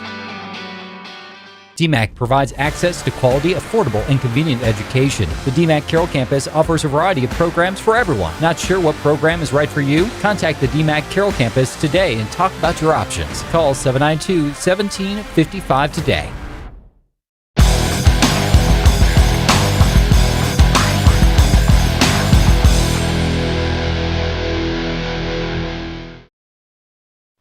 Good luck to all the area wrestlers from Commercial Savings Bank, the 2021 Reader's Choice for Best Bank in Carroll County, and having the best loan officer in Lisa Moore. At CSB, our interest is you. Member FDIC. After a hard-fought season on the mats for Carroll's best wrestlers, all of their hard work and sacrifice now gets put to the final test. From Kit Plumbing and Heating in Carroll, best of luck and congratulations to all of the Kuemper and Carroll High wrestlers giving it everything they've got at the state tournament.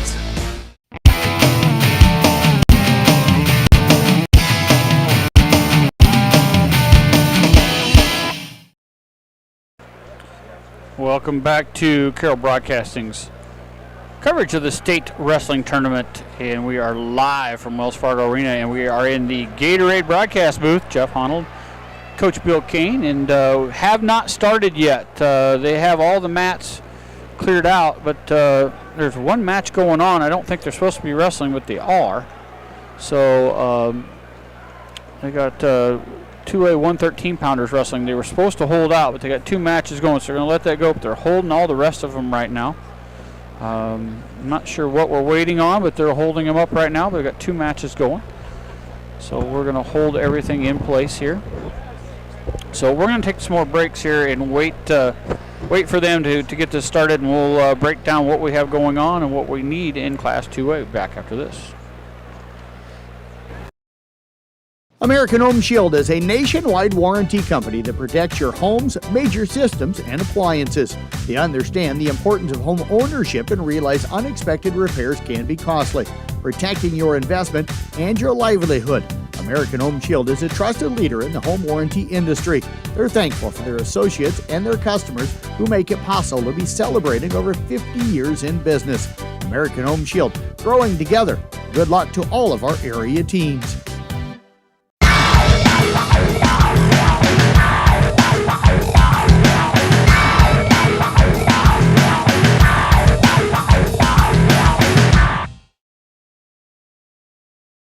Your home for family fun and entertainment is Audubon Recreation Center. There's an endless array of activities for fitness and to have fun. Take a swing in the batting cage, shoot some hoops, or seek a perfect game on one of our 8 state-of-the-art bowling lanes. With a walking track, racquetball court, soft play area, arcade, and a variety of fitness classes, there's something for everyone. Enjoy trivia nights, karaoke, and even live music. With a full restaurant and bar and activities for all ages, your family is guaranteed to have a great time. Audubon Recreation Center, just south of Albert the Bull in Audubon.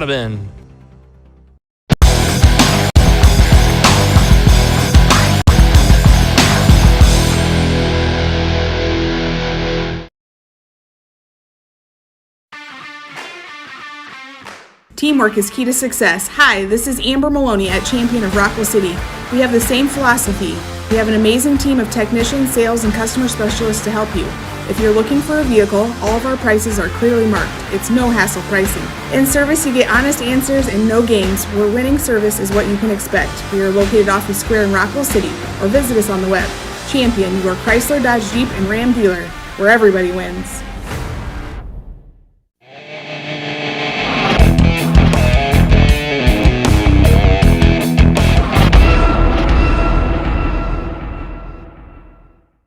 DR Electric in Carroll has over 20 years of experience in commercial, residential, and agricultural electrical services. Their service area covers a radius of 60 miles from Carroll. They can provide electrical services for new and existing buildings, plus they can help with energy efficiency and lighting on home remodeling projects. Give them a call today at 712-830-6624. That's 712-830-6624.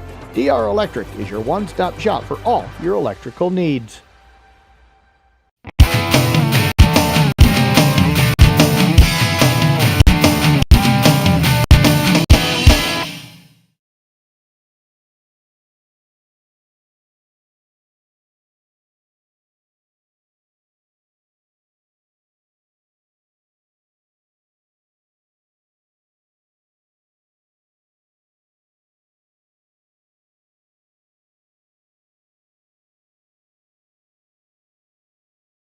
At Dreylen SCI, they understand raising a corn crop can be a constant battle. They want to help you fight back. Dreylen corn heads are built with superior technology to handle the most adverse crop conditions you can encounter, all while saving you more corn. Call 712-999-CORN. That's 712-999-CORN. And ask how their features can help you harvest more with a Dreylen. Dreylen SCI, proud sponsor of all area wrestlers.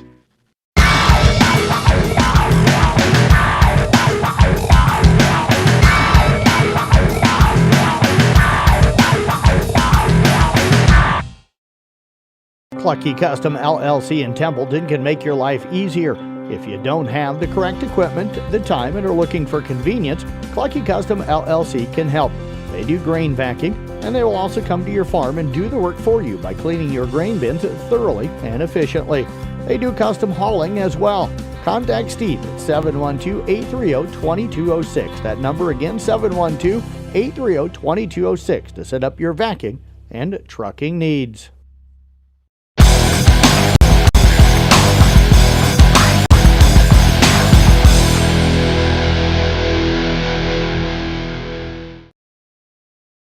Hi, this is Danny Mackey, and all of us here at Mackey Motors in Lake City are so proud of the South Central Calhoun wrestlers and members of all sports teams at SCC and throughout the region. It's been our pleasure to serve the area with a focus on customer satisfaction for over 50 years. When you buy a new Chevy or Buick, purchase a certified pre-owned vehicle, use the Quick Lube bays, or get service or body work done, know that Mackey Motors is a member of your team every Mackey Motors in Lake City, MackeyMotors.com.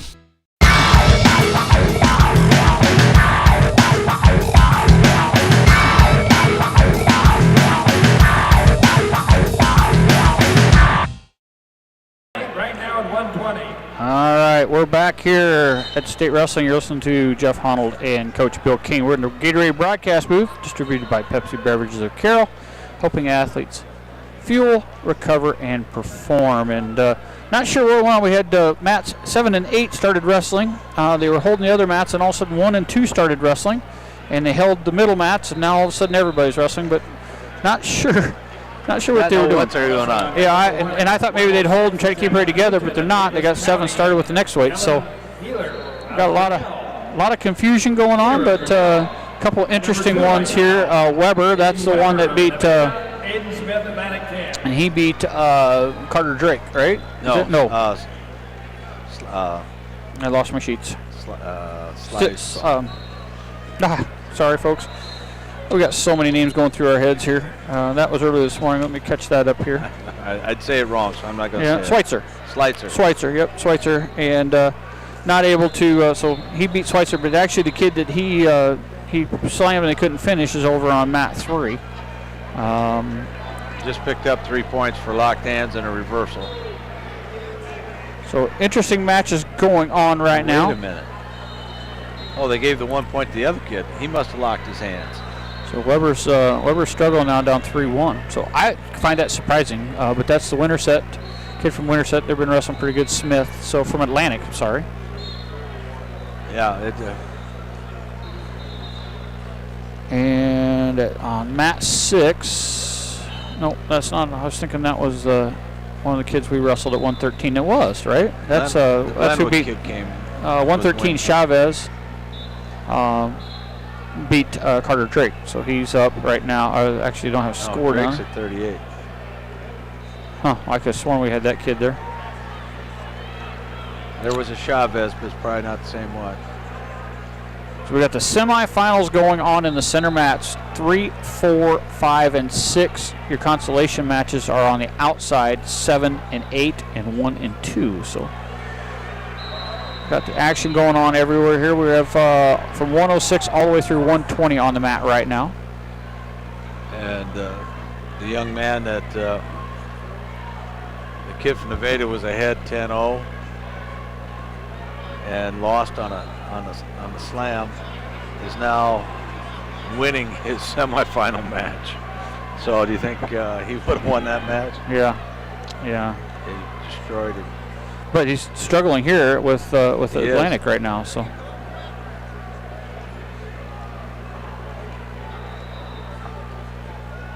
a lot of action going on. All 8 mats going right now. We're going to step away, take a break. We'll come back. We're waiting for Rodman, Sterling Rodman at 170. So we got a little bit here. We're going to take another break, come back, and try to keep things rolling along the best we can for you. We got a lot of action coming up, so we're going to get through our sponsors here, and we'll get those taken care of and get it so we can stay live the rest of the broadcast. So we'll be back after these messages. Hi, this is Danny Mackey, and all of us here at Mackey Motors in Lake City are so proud of the South Central Calhoun wrestlers and members of all sports teams at SCC and throughout the region. It's been our pleasure to serve the area with a focus on customer satisfaction for over 50 years. When you buy a new Chevy or Buick, purchase a certified pre-owned vehicle, use the Quick Lube bays, or get service or body work done, know that Mackey Motors is a member of your team every step of the way. Find new roads at Mackey Motors in Lake City, MackeyMotors.com.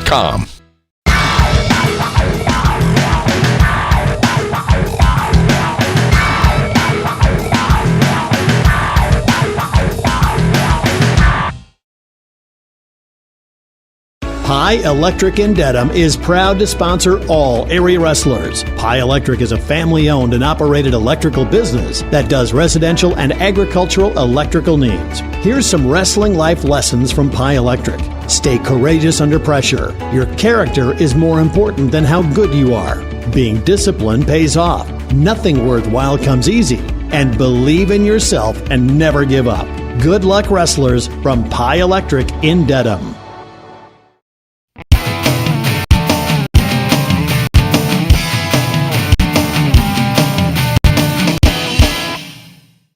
RJV Transport and Peterson Logistics in Westside is the area's expert in transportation, distribution, and logistics. With reliable drivers and top-of-the-line equipment, you can count on them to get the job done and get it done right. Not only does RJV Transport haul grain, rock, dry van, and refrigerated freight, they've even earned expertise in truck repair. Check out RJV Transport on Facebook to learn more about their services and employment opportunities, or call Aaron at 515-231-6742 today.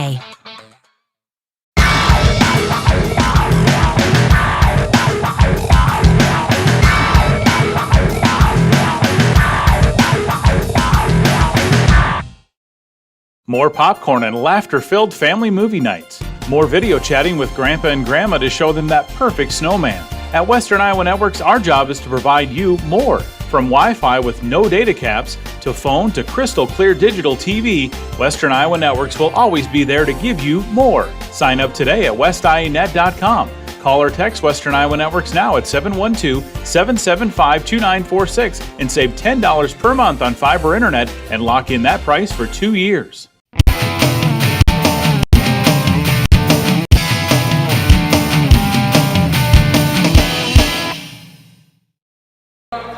So we're back here live at Wells Fargo Arena. Jeff Honnold and Coach Bill Kane, and boy, Weber from Nevada. We were both impressed with him, and boy, Atlantic just handled him 8-2. Didn't look like the same person at all. Nope. Smith from Atlantic, and then Slawball from Sergeant Bluff Luton, who won by illegal slam, is up 1-0 with 7 seconds to go, 6 seconds to go, and I still think that'd have been a better matchup for Schweitzer. I think Schweitzer would have been able to handle that match, even watching, but that got him into the semifinals. Yeah, he was getting beat 10-0. Did they call something there? End of the match. Yep. So he's going to win a 1-0. They're maybe calling 2. I think they might give the 2. Nope, they're not. 1-0. And he was getting beat 10-0. So Slawball's into the semifinals, and he shouldn't have gotten out of the first round. Oh, wait a minute here. Referee's talking to him. This might be. Nope, they gave it to him. So 1-0, he's going to win that one. So went from wasn't going to get out of the first round and now in the semifinals, Coach. No, he's into the finals. And he wouldn't have got out of the quarters. You're right. He's in the finals. He is in the finals. That's crazy. Wow, you're right. That is incredible. He was. That's amazing to me. I mean, he was beat. He was completely beat by Weber and a slam call, and now he's all of a sudden in the finals. So we're at 126 right now. We're waiting for 170. We're trying to get to that spot, and that will be Sterling Rodman from Carroll High. And again, thank you to Carroll Booster Club for sponsoring Carroll Wrestling's broadcast down here. So we're at 126. We're trying to watch some. I see Cam. I hear Cam Anita's name is here, Atlantic Cam. Just trying to watch and see if there's any others here from our area. Green County. Pocahontas area. Trice Ruffledge is wrestling on mat 2. At 3 is Peterson, Green County. Green County and Peterson, and he is trying to get into the finals. So we'll keep an eye on him. Athletics matchup on mat number 8 at 138. Sir Brandon Watts, Bishop Heelan, Jackson Jaspers of Mount Vernon. Watts of Bishop Heelan, Jaspers of Mount Vernon. Got to reset here on my. A little slow getting my stuff updated for us.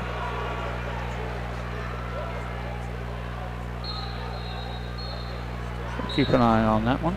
Patapone from Webster City. It's up 2-1. Yeah, he's quite the wrestler. Just about got caught there, so.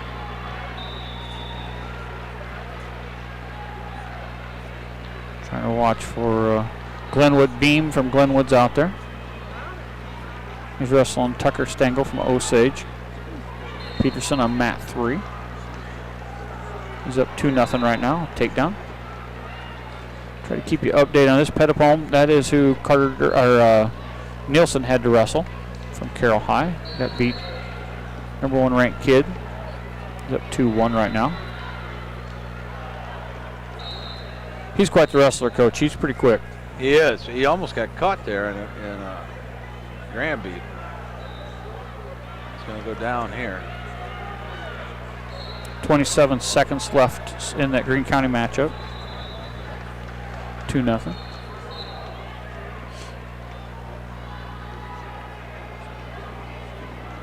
Ruffledge from Pocahontas area. Still no score here at the end of the first period. Beam from Glenwood, no score. 25 seconds left in the period.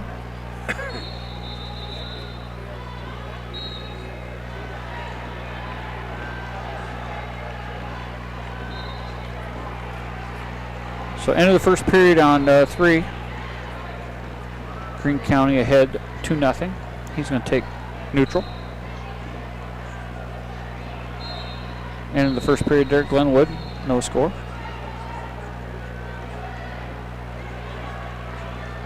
And Rutledge is going to be up 1-0. Now he was taken down, so now it's 2-0. He's down to Kittleson. 2-1. 3 back points. And that's on mat number 2, so that's on the Wrestlebacks. So Sage is up 5-1 there on Rutledge.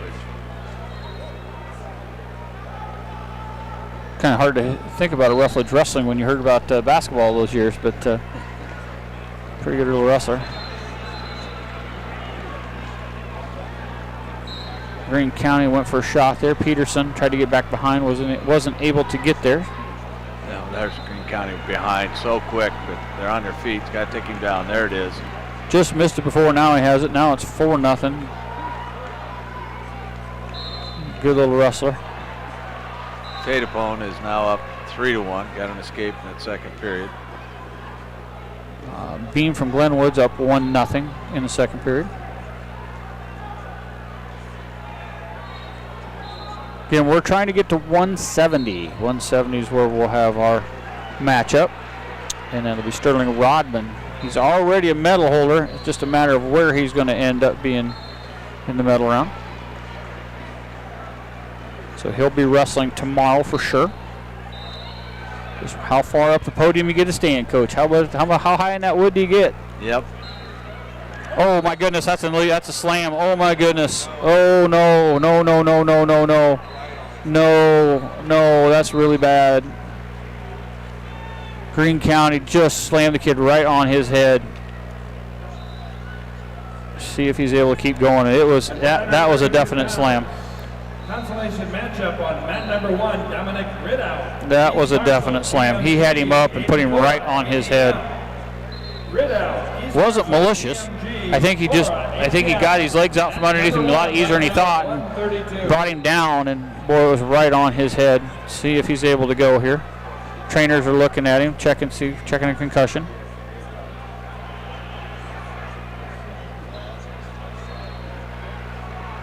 Hope everything's good there. At Glenwood with a 2-point takedown, so he's up 3-1. Petitpome 3-1 now for Webster City. So it looks like good news is Greene County's going to keep wrestling. So 4-1. Nice to see nobody hurt on that one. That was definitely a dangerous. Flora from ADM now. He will be on mat number 1. He'll be wrestling Ridout from Emmitsburg.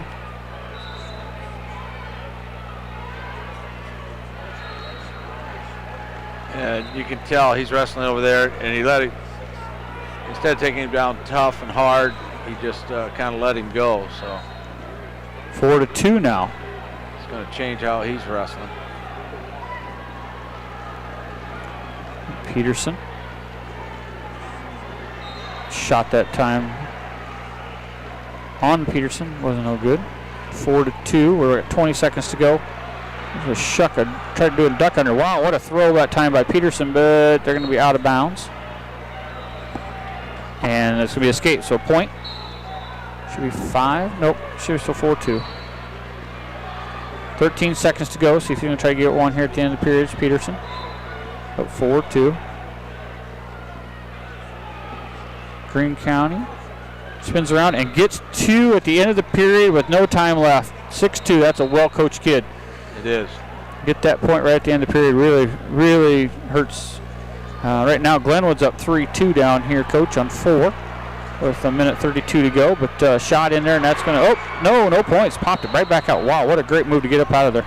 Boy, he had takedown, and Glenwood just came out from under him forward. Peterson just keeps coming. Spun around, grabbed an ankle, and he's back on for 2. He's up 8-2 now. Wow, that kid just keeps coming at you. I think he's probably going to let him up and keep taking him down. He's got him under control when he does that. Got to be careful when he takes him down. Flora ADM's down 2-1, and he's injured, it looks like, on the edge of the mat. Next up on mat number 7. Mat 7 right now. Peterson up 8-2 for Greene County. Forest City, Ty Kudam, Sergeant Bluff Luton. More of Forest City. Glenwood Osage shoots in on Glenwood. Glenwood balls and spins back out. Minute 26 to go in the Peterson match for Greene County. He's up 8-2. He's riding high, so he's doing pretty well. There is a takedown now for Osage, so it's 5-3. 5-3. So Beam from Glenwood down now. Try to keep watching. So Ridout is up 2-1 on Flora from ADM. Keep a watch on all these for you. Petitpone still up 3-1 in the period. He seems to be hurt. They had him off on the side looking at his right shoulder. Oh, that definitely would change things, doesn't it? It does. I mean, you got a bad shoulder, you're trying to hang on, but he's trying to finish this match. It's 3-1. Peterson up 8-3 after the release. 40 seconds to go. Glenwood's back 4-4 after an escape. Consolations got beat about 8-3. Oh, there's a takedown again. Man, just snaps ahead and spun back around. So now it's 10-3. With 22 seconds to go, see if he rides him out. Then trying to turn him, not going to get him turned at 10-3. 14 seconds to go for Peterson and Greene County, potentially dangerous, and we'll go back down the map. Petitpone just gave one up, so now it's 3-2. Coaches are pointing over to Peterson saying, look at the time, don't be doing anything silly. I think I would release him, but we'll see. 11 seconds to go. Tries to stand up, and he's going to pull him back over his back. He got back points. He got one count. Didn't quite get him. Got about a 1. Staying aggressive at 10-3. He's really going for points 2-1, and there it is. Peterson will advance on to the finals for Greene County. For the second year in a row. Yeah, he won her last year as a freshman. He's a tough little twerp. So Glenwood 4-4 here with 52 seconds to go with Osage. Petitpone is up 3-2, but he's got it. The other kid's got the leg in, trying to go for 2. They called it. No, out of time. Out of time. Oh, that would have beat him. Out of time. So he's going to win that 3-2 to make finals. Yep, both referees at the same time are calling no time. That's a heck of a match. That's a heck of a wrestling match for a kid taking on the #1 kid and almost had him beat, just ran out of time. Yep. That's a happy coach and a happy kid. I mean, you can't ask for anybody to wrestle any harder than they did there. Petitpone's a heck of a wrestler. Yeah, but he's got something with that right shoulder. Because they were looking at that pretty hard. So we'll go back to mat number 1, Ridout from Emmitsburg and Flora ADM. 2-1 is the score there for Ridout. See if we got any other. Glenwood's 4-4 overtime.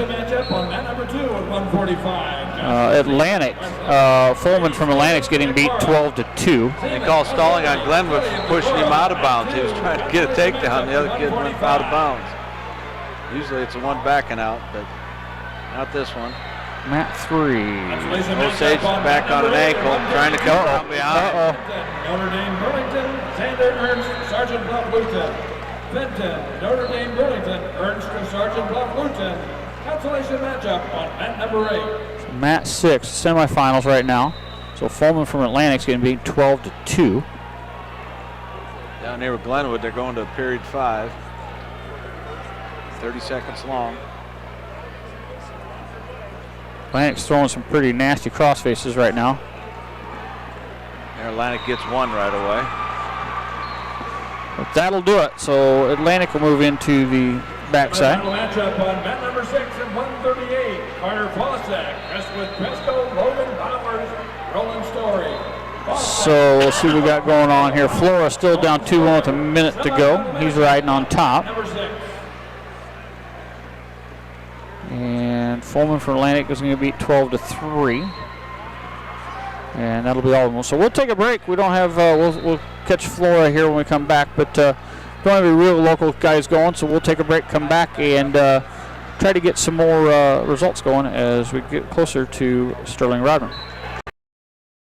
Ford & Arrow's Meat Market and Deli is a specialty meat shop offering a full-service meat counter, aged steaks, and frozen foods. They also serve lunch Tuesday through Friday, 11 to 2, featuring their fresh smoked meats and sandwiches. Ford & Arrow's Meat Market and Deli, 516 North Adams in Carroll. At Radina's Chiropractic, we offer many services including chiropractic care, the 24-hour fitness center, and we also offer products like customized orthotics. We believe in you and want to be a partner in your health journey. Radina's Chiropractic of Lake City.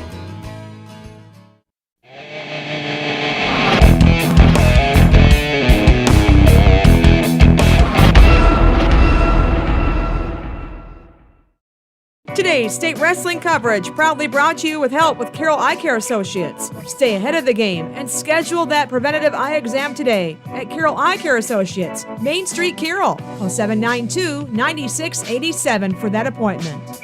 Soup's on at Culver's. Our George's chili is available daily, along with 2 to 4 other varieties every day. From our family to yours, we put the heart and soul into every meal, with an abundance of variety to satisfy the heartiest of appetites. Culver's, welcome to Delicious.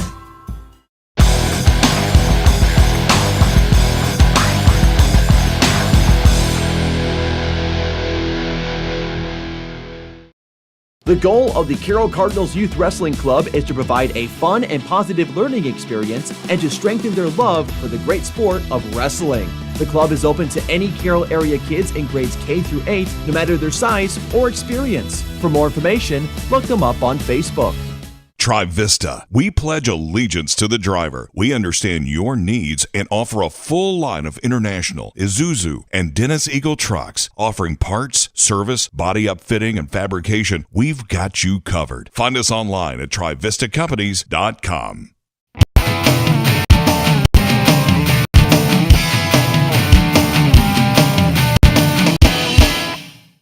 Great place, good food, great fun. It's Coon Bowl. They have 8 lanes of bowling, a great menu, and delicious burgers and sandwiches. Check out their Facebook page for daily specials. The Coon Bowl, 223 6th Avenue South in Coon Rapids. Family owned and operated since 1948, Quant Auto Salvage is the area's best full-service scrap facility. Hard to find part? They got you covered.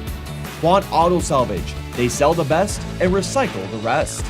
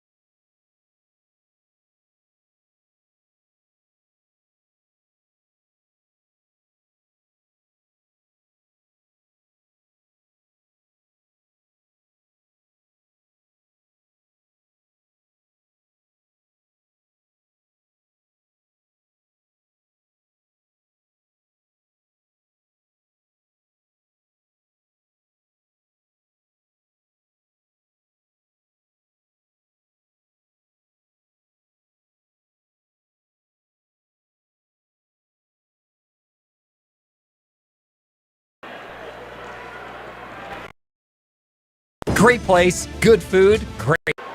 Sorry about that, folks. Come back here, and Peterson from Greene County was able to get the victory and advance on to the the finals. So we're looking up here and just seeing if there's anybody else. So we'll take a peek. We're going to take another break. We'll be back after this. You got 160 out there. Okay. And we're the first 170, so 2 matches, we'd be in the hole. We'll just stay live. Mat 8 is over. On home remodeling projects, give them a call today at 712-830-6624. That's 712-830-6624. DR Electric is your one-stop shop for all your electrical needs.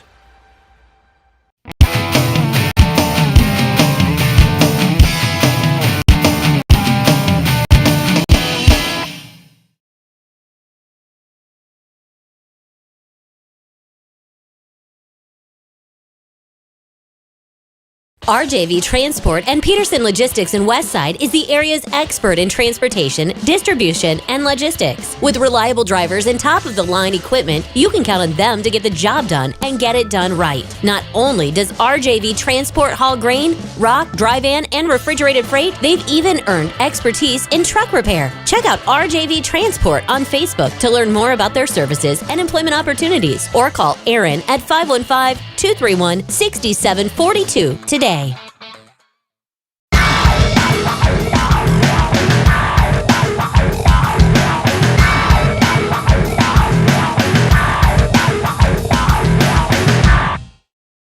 Welcome back here, folks. Sorry about all the technical difficulties. My fat finger won't switch it back and forth very well. We have Sterling Rodman called up. He's in his black singlet tonight with the Tiger Stripes. He's going to be on mat number 8, all the way down and to our left. He's going to be taking on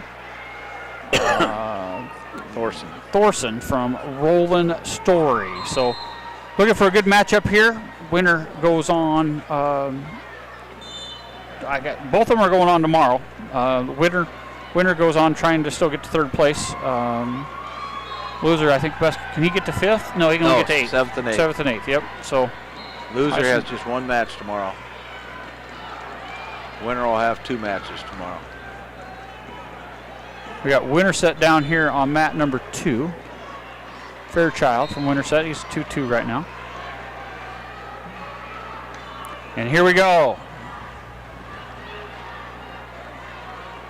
Hand checking going on. Not much going on. Come into an underhook on that right side. Thanks to the Carroll Booster drop Club. Down to that left leg. Now comes back. Got an underhook again on that side. Now he switches into a double. Lifts him up. There's the takedown. 2-0. Sterling Rodman. Thank you to the Carroll Booster Club for sponsoring all the Carroll broadcasts here. And Thorson's tried to do a switch, and he grabbed that post arm, pulled him back. Now he's got that right wrist tied up underneath him. Now coming. Got the hips down pretty good shape. 182, Gabriel Christensen, Ballard, Zachary Rosaboom, Sioux Center.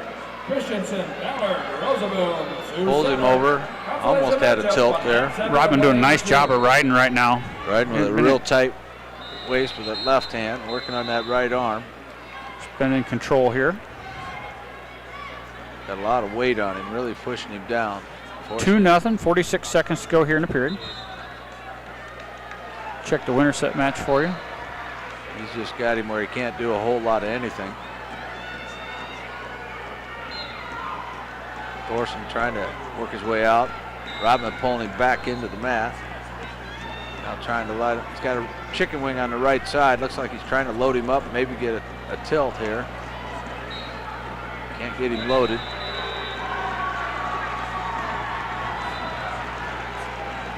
They're going to call stalemate.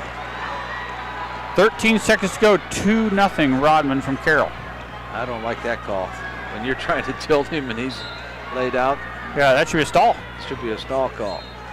There's a nice switch by Thorson, but he's able to stop it for a while. He's still trying to come with that switch. And he's going to give up a reversal with 2 seconds to go.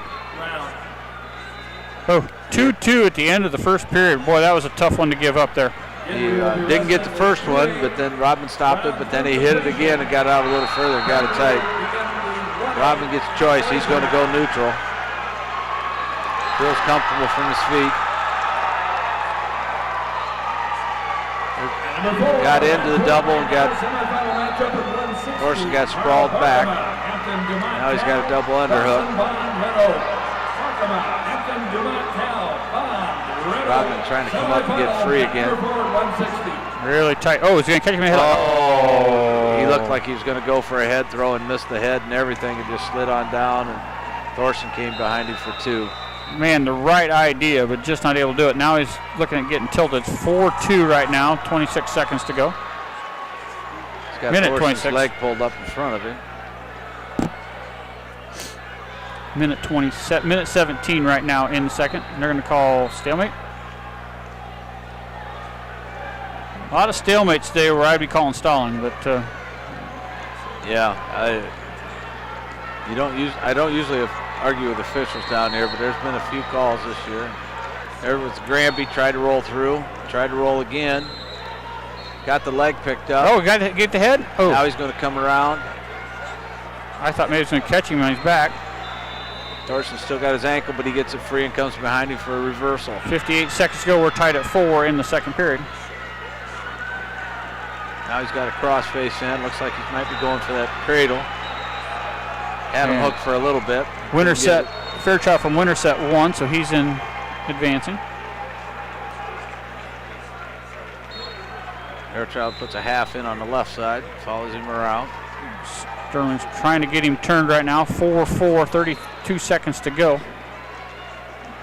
Now he's trying to He's getting a little high. Getting a little high, and Thorson's grabbed his head, but he's able to stretch him out. 20 seconds to go. Flat on his stomach. It's definitely stalling on the bottom. You got your elbows in and you're laying flat. You're not even trying. 10 seconds to go. I can't believe they're not warning. He wants to. He's got the hand locked. He needs to call it. Somebody's stalling. 2 seconds, and that's going to do it. Boy, they're a lot more lenient than I would be. If a guy's got his elbows tucked in and you're laying on your hands, that's stalling. Yeah. Now he's going to be up this period. 4-4 is our score here. Either needs to let him go and take him down or try and turn him. Not a lot of action right now. No, sitting on that right side.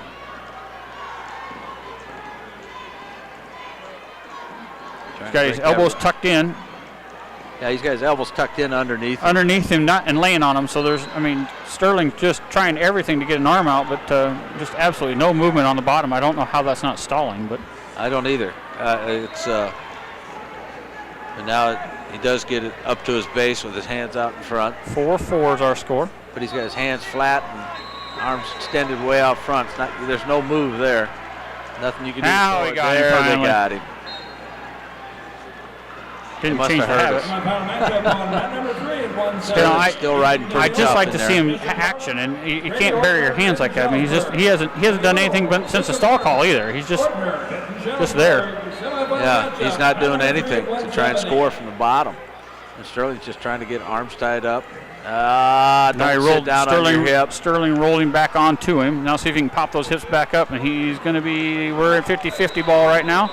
Sterling's got the head, and they got about. Oh, he got out right at the edge of the mat and scored 2. So Sterling's now 6-2. And now the officials are talking about it. I think they may take that away. Yeah, I didn't think he had it. One escape. Yeah, that makes more sense to me.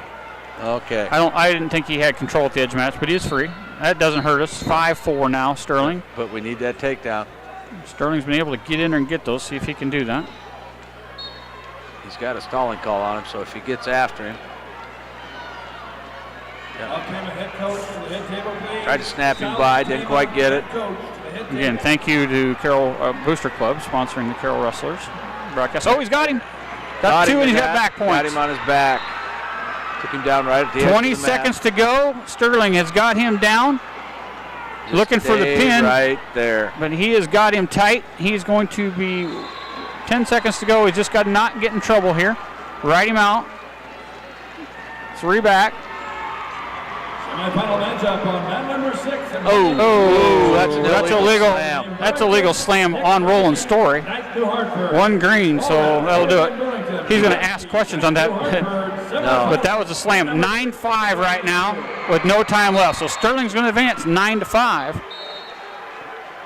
The other coach is arguing with the officials whether he should got a reversal. I think he's trying. That's not going to make any difference. It doesn't matter. It doesn't matter. Well, it did because he got the takedown then. So if he'd have been down, but they came together. So he's going to have 23-18. 23-18 would be the match. That was a good match out of both of those guys, though. So 23-18 will be who we come back with. And 23-18 would Ostner and Vishner. Are they wrestling right now? 23-17. 170. Ostner and Vishner. I think it's 23-17, Coach. Is it 22-17? Okay, let's check 22-17. Is what match? 22-17. Mat 5. Perfect, thank you. Right now it's Collins down 2-1. Now, is that West Lion? No, we'd be taking Stutzman, right? We get the winner? We won that match, so we get the winner of that, correct? Or no, we get the loser. We get the loser. The winner goes to the finals. Oh, you're correct. Yeah, we'll get the loser. So back. Atlantic Stutzman is winning that now, 2-1. And he's the number 1 ranked wrestler, so. He's down right now, in the down position. Is WELI West Lion? Oh, your other computer's out. Oh, we can get that back up. We had that down so I could see. The short people can't see it down there, so we'll get that pulled up here. I would guess that would be West Line, but we're on mat number 5. And of course, it's not updated here. Hold on one second. Atlantic up now 3-1 in that match in the second period. Mat 5 is West Liberty, Coach. West Liberty. West Liberty. So Atlantic trying to get into the finals there. Christensen from Ballard up 10-8 on mat 7. He won that one, so he's going to move on. He just got taken down, so now that's 3-3. Collins and Stutzman from Atlantic. Number 7 at 195. Cole Jeffries, Osage, Henry Christensen, Ballard. Jeffries of Osage, Christensen of Ballard. Consolation matchup on mat number 7. There's a Barkema from Hampton Dumont on there. I think that would be one of my wife's relations, so interesting there. Atlantic got an escape, now up 4-3. Consolation matchup on mat number 1 at 220. Ty Holsoff, Sioux Center. Tegan Carson, Central Decatur. Holsoff, Sioux Center. Carson, Central Decatur. Consolation matchup on mat 1 at 220. So Atlantic now up 4-3 with 33 seconds to go in the second. Who did we say we were watching? I'm sorry, what was the other match? Oh, that's the match we're watching to see who we wrestle, right? Yes, we get the loser of that one. Stutzman in on a double. Drops him down to his back. Boy, that was nice control when he came down. Really easily could have gotten flipped over and just dropped his hips down and kind of drug it like an anchor. Up 6-3 right now. Now 6-4.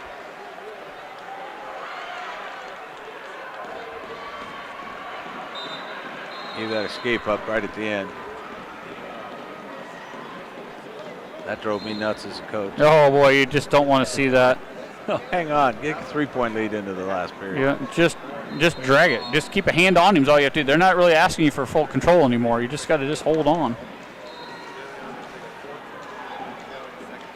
6-4 Stutzman over Collins. Again, the winner or the loser will be who Sterling Rodman will wrestle. So we got matches going on here at 170, and then we'll get a little bit of break. They'll roll right back into the other matches. So we'll get going here on the 1As right after this, and then we'll take a little bit of a break.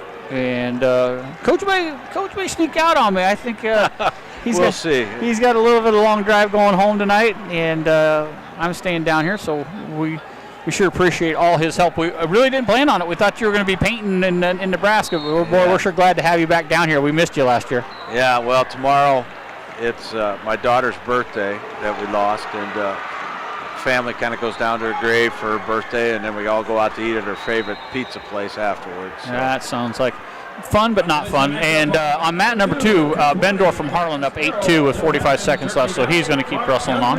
Looks like the kid from Heelan's going to win his match over. 2-point takedown there for Stutzman, so he should be at, what, 10-5 now?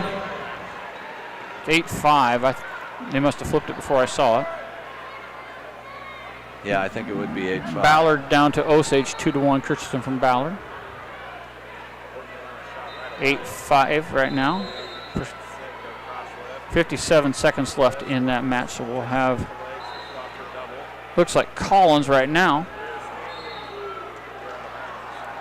There's an escape, lets him up, 8-6. He's pretty confident in his shot. Yes, he is. I mean, you're talking about the finals, you could road him out. I'm a lot braver than I am. There's a shot. You can try to tuck the head and get around. 30 seconds to go. And Stutzman has given up a takedown in that match, so he's got to stay away. Boy, he went in deep on double leg. Oh, he gets tossed with it. They're going to hang on. 18 seconds to go. Uh-oh. Stutzman's getting his shoulder cranked around. 13 seconds. He just needs to hold that leg and keep his bottom down here. And he gets a takedown. Yeah, Collins had to throw something and wasn't able to do it, and that's going to do it. So Collins will be who Rodman wrestles. West Liberty. West Liberty. Consolations semifinals.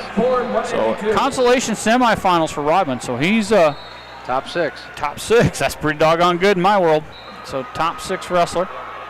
And we're going to go ahead and take a break. We don't have anything going now till 1-8. You know what we're going to do is we're going to step away. We're going to give you an interview, and we're going to catch Taylor Berger. Actually, let's check and go with Coach Rick Caldwell talking about setting up Waverly Shell Rock. So we'll be back after this. Welcome back to our state wrestling coverage down here at Wells Fargo Arena. Jeff Blankman and Jeff Honnold with you here today. We've got a special guest that we're talking to. He was an All-American up at Buena Vista, spent 12 years coaching at Waverly Shell Rock, building one of the great programs in the state of Iowa, retired from head coaching back in 2011. He actually got a beat up on Honnold, I think, in college, but Rick Caldwell joining us Hall here of Famer, today. Rick Absolutely, Caldwell. Hall of Famer joining us. Coach, appreciate you joining us. Thanks for coming on today. Hey, thanks a lot for having me. I'm looking forward to it. Maybe I should step out here. I got 2 Hall of Famers here. I don't feel worthy to be in this conversation. Rick, I got to mention, Jeff and I are good friends. We kind of pick on each other a lot. You've known Jeff since college. That's just the way I think his life goes. So tell me a good story. I think you probably got a chance to maybe pound on him a little bit in college, maybe? Well, yeah, of course. He was a little younger than me, and I was a little bigger than him. So, he took the brunt of it. I can tell you that. Now, I don't want to go into too many details, but we'll just kind of leave it at that. But now Jeff's a great friend, great supporter of wrestling, and everybody that's listening to this knows that. We've known each other, a long time. Long time, yeah. And it's been good. One of the best stories, and Rick, we talked about off air a little bit, but I was a young freshman, and you were with Dave Jordan, the first national champion for BV, and I was the little tag-along going in. You were showing me the weight room and how we were going to do it, and you guys walked to the end of the sidewalk and turned and walked right. And I went, what are you guys doing? I mean, you guys squared it off like you're in the military, and you told me champions don't cut corners, and that has stuck with me. I walked across the grass this morning, and again, it popped in my head, but it was too cold for me to care on that one. But Jeff, took a little freshman under your hand corners, my man. I know. You need to walk on the sidewalk. Well, I'm getting a little older now. Sometimes I need it just to make it into the door. That's right. Yeah, I remember that, and I still don't walk on the grass to this day. It's something that was ingrained by the legendary Coach Bob Dara, and it's stuck with me ever since.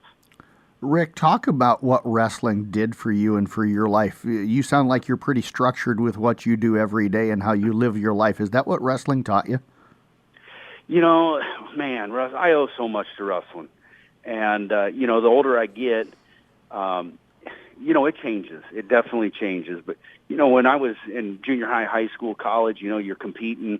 Sure, it teaches you a lot of life lessons, hard work and perseverance and toughness, sacrifice, discipline, all those things that everybody says. But you know what? It's no different than like Jeff and my relationship. It's because of wrestling. I've met so many wonderful people. I mentioned Coach Bob Dara, one of the greatest coaches ever. I was friends with him. Our coach at Buena Vista College, Al Baxter, legend.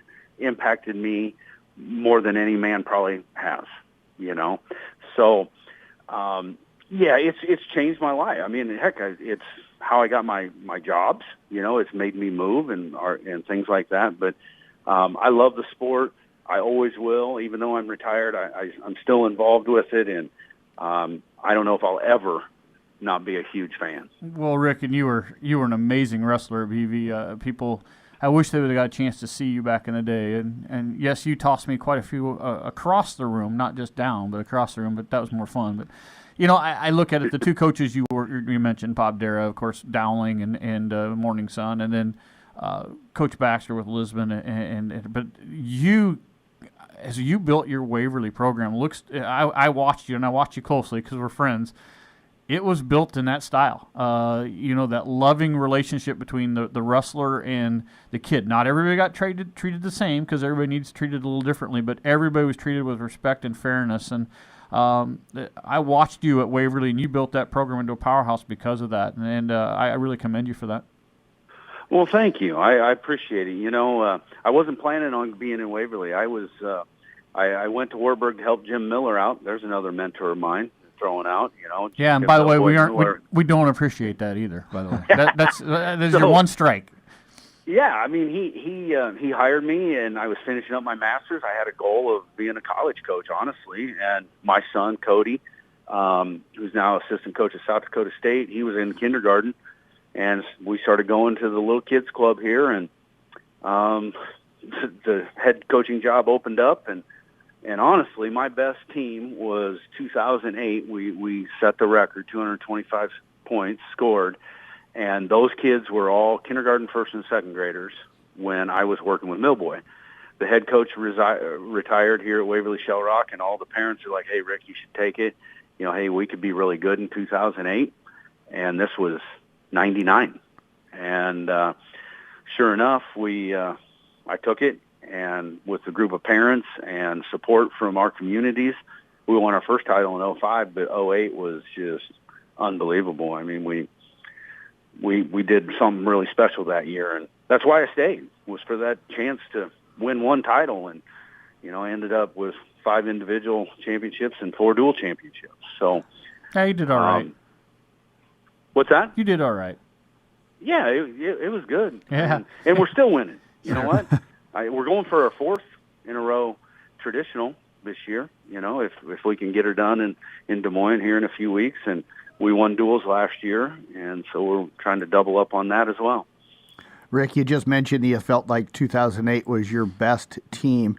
What are some of your best memories? We're down here at the state wrestling tournament now with this interview. What are some of your best memories from coaching or even wrestling or just watching some of the wrestling that you've seen over the years at state? There's a lot of memories. And selfishly, some of the best ones for me were, my son. He was 3-time state champ for me, and won his sophomore, junior, senior year. That's pretty special. One thing I always remember is when they run the semis, and there's a lot of years, we might have 6-8 guys in the semis, and it's a blur. It's like 2 guys going at the same time, and you're like trying to figure out, what's the score of that match over there, and it's a huge match. All these kids want to be state champs, but if they don't win that semifinal match, and you guys know how fast that round goes. Yes. And you're trying to stay up and stuff, and then boom, it's done. And it's like, okay, who all won, who all lost? Coach Mike Schwab always did all my scoring, and it's like, Schwab, where are we at? I don't even know how many points we have anymore, So I love the semifinals. Semifinals is awesome. Really, really awesome. Well, Rick, we talk about the state of the wrestling once in a while, and right now we're struggling, numbers and everything, and I guess I don't have any answers for it. I know we're going to have to see some schools combined and try to make rosters, but what do you think? What do we have to do as a wrestling community to bring this thing back around? Because back when you and I were young, we'd go to 16-team tournaments and you had full brackets, and it was fun. What do we have to do here to try to fix this thing? Well, off air, I mentioned a few things that may, I don't know. It's never going to go back to that, in my opinion, as far as I think one of the problems is wrestling's getting better. I mean, kids are doing more. They're traveling more. They're training more. They're attending more camps. They're doing super clubs. You know, you've got one right over there in Jefferson. Yeah. You know, and I mean, kids are doing that. Well, our quality is getting better, but our quantity is decreasing at the high school level. And I think the problem is these kids are getting so good that the average kid that wants to wrestle for 2.5, 3 months a year, they don't feel like they can compete. I agree. Is what I believe, you know. So what do?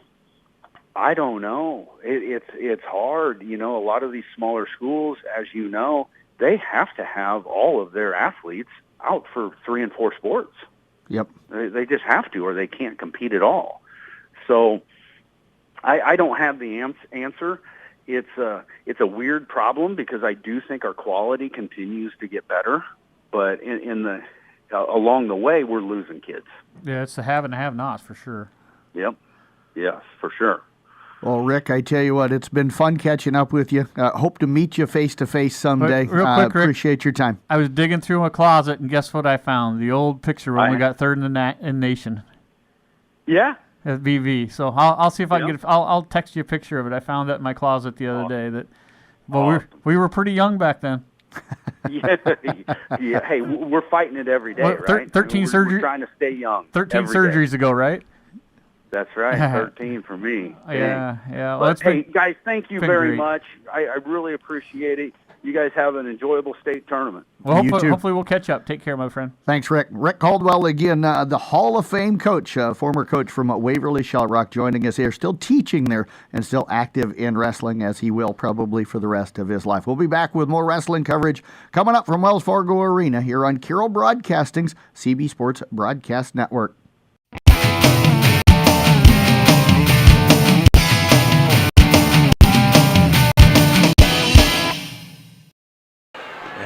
Welcome back to the live broadcast here. I want to thank proud to call that guy my friend. We've been known each other for a lot of years, 35, pushing 40 years, and one of the greatest guys on the face of the earth. Will do anything for anybody. And right after the old Bob Dara and Al Baxter mold, Rick Caldwell, what a great guy. 2-time All-American, Coach of the Year, state champion. Hall of Fame, and everything he's got is well-deserved. One of the greatest guys on the face of the earth. So thank you, Rick, for that. We are finishing up here. One of the matches to note, we're at 195. Carter from Glenwood leads 5-1 on Smuck from Winterset. Gilbert, their only man down here, is now into the finals. So kind of an interesting match we've been watching is match 6. That's Webster City and Osage tied at 3-3. Just not anything to note other than it's been just a fun match to watch. And Osage got a takedown in sudden death. And they got a big crowd here, Coach. They're doing well, and they got another guy wrestling for the finals right now. He's up 5-3 in overtime. So Webster City just kind of went for something. The Feld was down on all fours, and Osage just jumped on top. He slipped twice, cost him twice on that. Gave up 3 points when he slipped in earlier. So I could be getting some new shoes, I guess, huh? Something. So they're holding out right now. We got the heavyweights going on. There'll be no 1As going on until that. So we'll be coming back here. Again, we want to thank the Carroll Booster Club for sponsoring this 2A portion for the Carroll. And we will have, starting up at 1:20, we'll have Riley Parkis, and that, again, sponsoring by Kuemper Booster Club, so thank you for that. For all of our Audubon kids, it is the Audubon Rec Center. For the South Central kids, it is Mackey Motors. And for East Sac County, it is Corn Belt Power Cooperative. So thank you to all those folks sponsoring so we can do this broadcast. I'm not sure why you guys want to listen to me, but we got Coach over to the right, so he'll give you everything you need to know. Been fun, Coach. It's nice to have you back here. We missed you so much last year. Oh, it's been fun to get back down here. You know, my first state tournament was 68, so I wasn't supposed to say that. Here's an interesting match down here, Coach. Graves from Southeast Valley. We all know him pretty well, but he left. He won last night, took off, went back, played basketball, scored 33, made weight and is back here tonight wrestling to go to the finals. So yeah, he won this morning a good match, and then I was in here trying to get to the finals. And both of these kids are University of Iowa recruits. So both of them going to the University of Iowa. I believe they're both playing football, so they know each other pretty well as well. Graves is a specimen. You look at him, that is a well-built boy. Yes, he is. I'm going to call that a man. That's not a boy. He's not a boy any longer. No, he's, if he's playing basketball on top of wrestling after making it through, he's in shape. So, congratulations to him. I mean, boy, talk about multi-sport. You don't hear about two kids doing it in the same, and he's one of the elite kids in basketball in the state as well as one of the elite kids in wrestling. So that's pretty, and elite football. I've seen him play football and run cross country. I've seen him do that. And soccer and track. Yeah. But I've never seen a wrestler and a basketball player. No, never. I mean, wrestling practices are usually so grueling that I don't know if you could do both. And basketball is too, running up and down the court. They're two completely different things, but boy, he has to be in good shape here.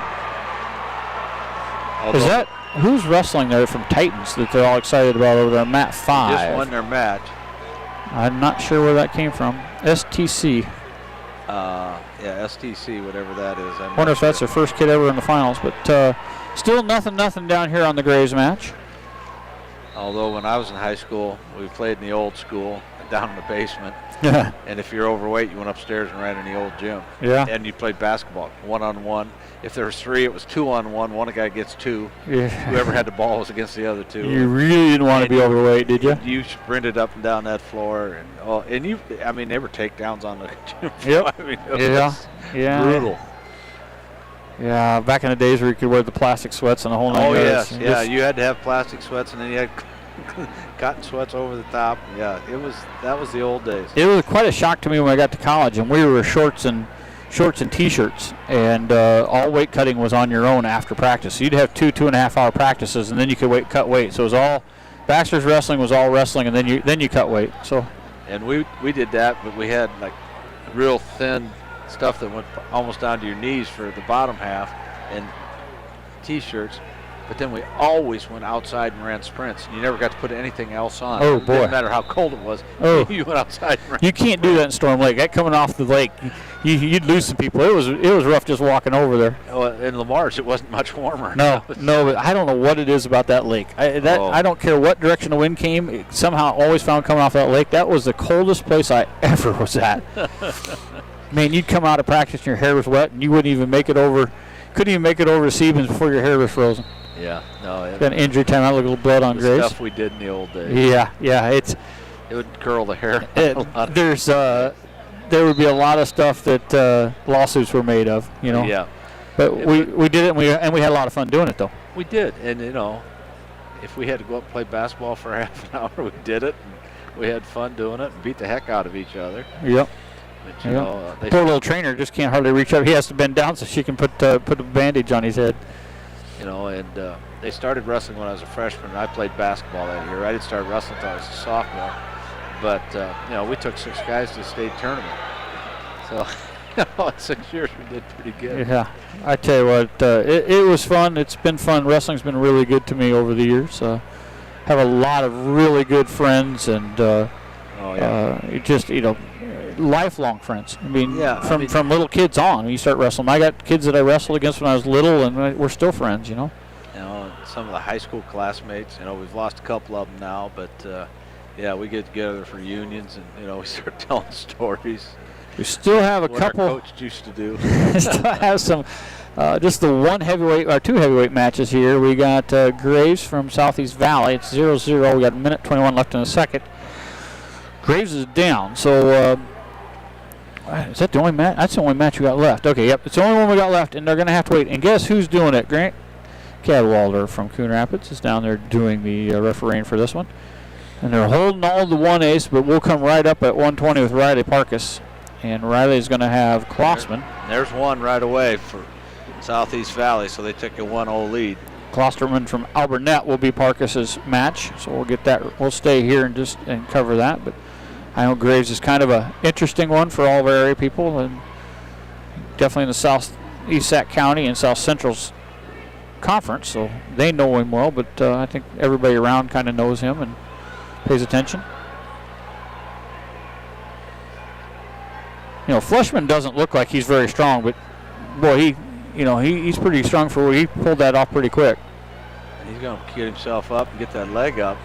Boy, he was in bad shape, and he's. I don't know how good a wrestler Graves is, but he's a horse. He is a horse. I mean, whatever you do, he's got great balance. I think Fleshman's a better wrestler, but if you don't hit it perfectly, I don't know if you're going to get it on Graves, and you might not get it anyway because he might horse you out of it. Yeah. And he's not bowling. I mean, he's wrestling, but he definitely is not polished. You know, a kid they talked in to come into the wrestling room. He's wrestling right now, 1-0, wrestling to go to the finals. Should probably look and see who won that other side, huh? While you're doing that, a quick story about neither one of my coaches, my high school coach or my college coach, ever wrestled. My high school coach played football for the University of Iowa for Evashevsky and started in the last Rose Bowl they won, and he learned his wrestling from a book and what he could learn from other people. Oh, just got a point for locked hands. Ooh, now it's 1-1. And then my college coach, he came back from Korea, and he was a phys ed teacher at Westmar, and they talked to him, and they wanted to start a wrestling pro. I said, you be the coach, okay. So wherever you came in, if you had a move nobody else knew, you had to teach everybody that move. And that's where he learned it, and we all learned it. Boy, he was tough. He got the most college wins of anyone. Really? I don't know what it was. 690-some wins he had. Never lost a dual meet. Never lost a conference dual meet, and never lost a conference tournament. Just was something else. You want to have a fun conversation with an interesting gentleman, go to Perry, and on the strip, there's Cars 2. He has a car dealership there, named by the name of Dave in there. He wrestled for the Navy, but intramural, and was champion multiple times over. He's in his 80s right now, really, but he's got hands the size of your laptop, and just a great guy. Really interesting conversation. Never was taught how to wrestle, kind of self-taught, and just tough farm kid type thing. So 2-1 right now. Graves down. We got 40 seconds left in the third. So I would think they would give a stalling call here pretty quick. Another shot. Fleshman has an ankle on Graves. We got the 2. And Fleshman is the better wrestler. Yeah. Technically a better wrestler. It's just Graves is such a horse. What an athlete. Oh, boy.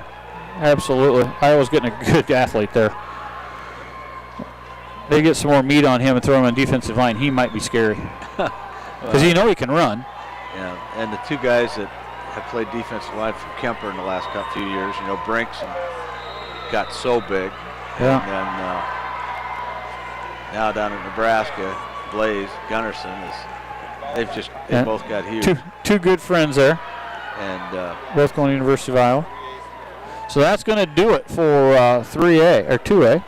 So we're coming back with 1A here, and we should have Riley Parkis at 120 coming up pretty quickly. They pop these out in a hurry. They got all the little guys out there right now. We should have all the 106 and 113s on the mat at the one time. So we'll come back really quickly with that. So we'll take a quick break. We'll be back with Riley Parkis after this.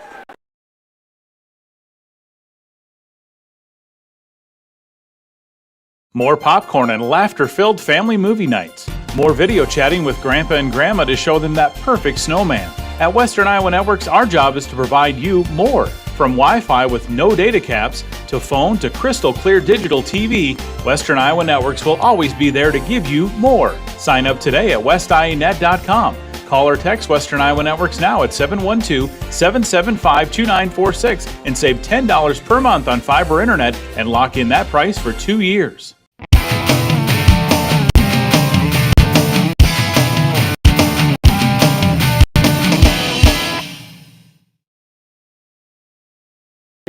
Welcome back live to Wells Fargo Arena. Jeff Honnold and the coach, Mr. Kane. You're listening to live coverage, Carroll Broadcasting Sports Network, live from the Gatorade booth Gatorade, distributed by Pepsi Beverages at Carroll, helping athletes fuel, perform, and recover. You know, we're just I just thought about it. You must have read my mind. I was thinking the same thing. We have to switch gears here now. So you got to win now to place. You got to get in order to get a medal. You got to win this round. So we had to back up a little bit because the last guys were seeing where you're going to medal. Now we're switching back to. So Riley is going to have to win this match to be on the medal stand. Yes. So and the rest of these guys in this round. But got all the 106 and 113. Riley should be the second match up at 120. So we're going to stay here. He's going to come up fairly quickly, so we don't want to miss out on him. No, if we get a couple quick pins, we could be up. We thank the Kuemper Booster Club for sponsoring all the Kuemper wrestlers down here, their broadcast coverage. 52 points. Glenwood. Fourth place with 62 points. And we really appreciate all the sponsors. If you're watching here, make sure you thank them for the coverage and sponsoring these things so we can do this stuff. If we didn't have these sponsors, we would not be able to be here. No.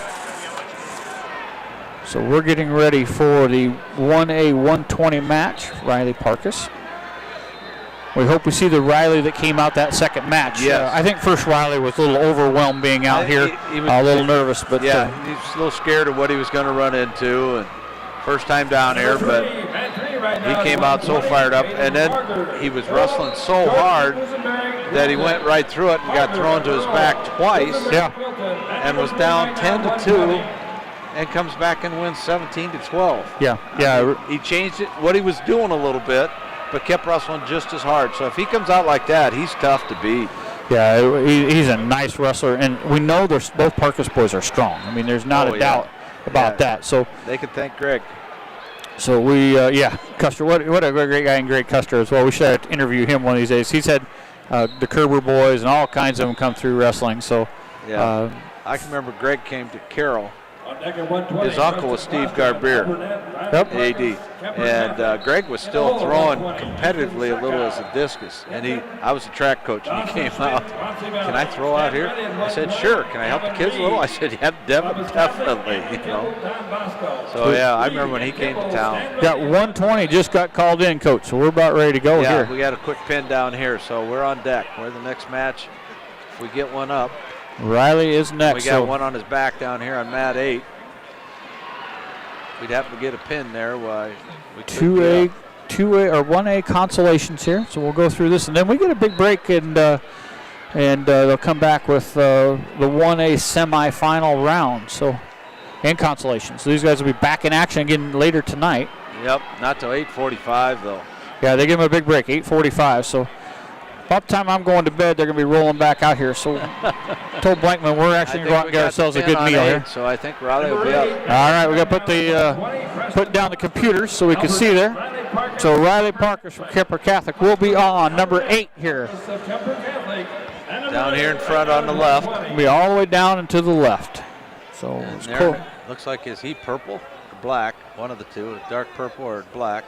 Riley will probably be in his red. Alburnett is a dark color, right?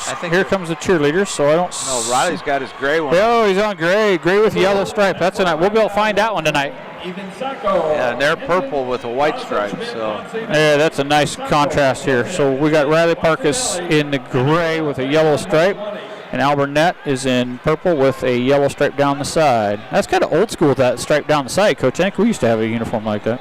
And. Looks like Alburnett might be a little taller. See if Riley can take advantage and get up. All right, here we go. Shaking hands. Here we go. And thank you to the Kuemper Booster Club sponsoring all the Kuemper wrestling broadcasts here. Right, we're moving quickly left and right, so it looks like we got the Riley we want. But it's Alburnett in on the leg, gets 2 of them, takes him down. Riley. Now it's Riley coming back up. And he gets swung out of bounds. But you don't count Riley out. You know, he's down 12 to. No, and he almost caught him as he was coming up. So he did. You know, this guy better be ready to go. And it's Riley. Ooh, hit Riley on a caution. He'd hit that switch in a hurry. See if he goes the same move. Nope. Tried to stand up. Alburnett grabbed that ankle, broke him back down. Riley working on hands. 2-0. Riley's down right now. He's got a half in, driving it. Driver comes up to his feet. And Melbourne took him right back down to the mat with that half, but didn't get him turned. But and Riley's back up in the tripod. That is really hard to stand up when somebody's got a half Nelson in you. Oh, got him turned though. He's got Riley turned. He's in a tough spot with a minute to go. Right on the edge of the mat. See if Riley can scoot himself out, but he's in there tight. Riley's turning back in. Bridging up pretty good. He's in tough. There it is. Fall.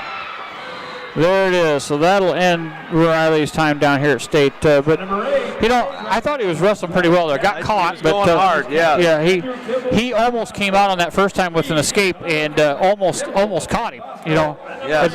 That was a matter of who's going to catch you, and Riley's disappointed. But you know what? That was a good run, good learning experience down here at State. So a nice job for Riley. He needs to come back next year and do a little better. So 132 will be our next matchup, and that'll be Veit from East Sac County, and that'll be sponsored by Corn Belt Power Cooperative. Corn Belt Power Cooperative sponsoring all East Sac wrestling down here at State. So we thank them. He'll be wrestling Lundy from Pleasantville, and that's on mat number 6. It sounds like, Coach. That can't be 6. Yeah, 6. No, they're wrestling. Where'd they put them? Number 3 at 3 right now at 126. They're still at 126. Oh, 126 is what I heard. Okay, there we go. So we got some 132s coming up. Will be the second match at 32. So we got about 2, 3, probably 4 matches to go, 3 matches to go before we're there. So we'll keep it here. We don't want to miss it. They can go pretty quick here in this round. We got 1 in period 3 already. Oh, we got 1 on their back. So they go quick here. You never know what you're going to get into. There's a fall there. There's a fall. 7 right now at 126. Ethan Goss. Mat 7's over. Mat 6 is over. North Butler, Clarksville. Goss of Durant, Argis. North Butler, Clarksville. Mat 7 right now at 126. We got Mat 6 is in period 3. Mat 7. Mat 4 is almost done. 6 are both over. So 126. Keegan Riley. Sioux Central. So we're almost out of the 126s. Should be. Riley at Sioux Central. Mat 2's open now. Mat 6 right now at 126. That's a lot of pins. We got another one down here on 4. It's going to be close. Wow. Yeah, we're going to come pretty quick. Mat 2 right now at 132. Vernon Boots. So there's the first one. So we're on the next open mat. Boots of Lisbon. Freiberger of So we should be on deck. You're on Mat 2 right now at 132. We're on the next open mat. Looks like Mat 2's open. They're going there. So That was. The other one is going to be Mat 4, but we're 9-9, maybe going to overtime on 4.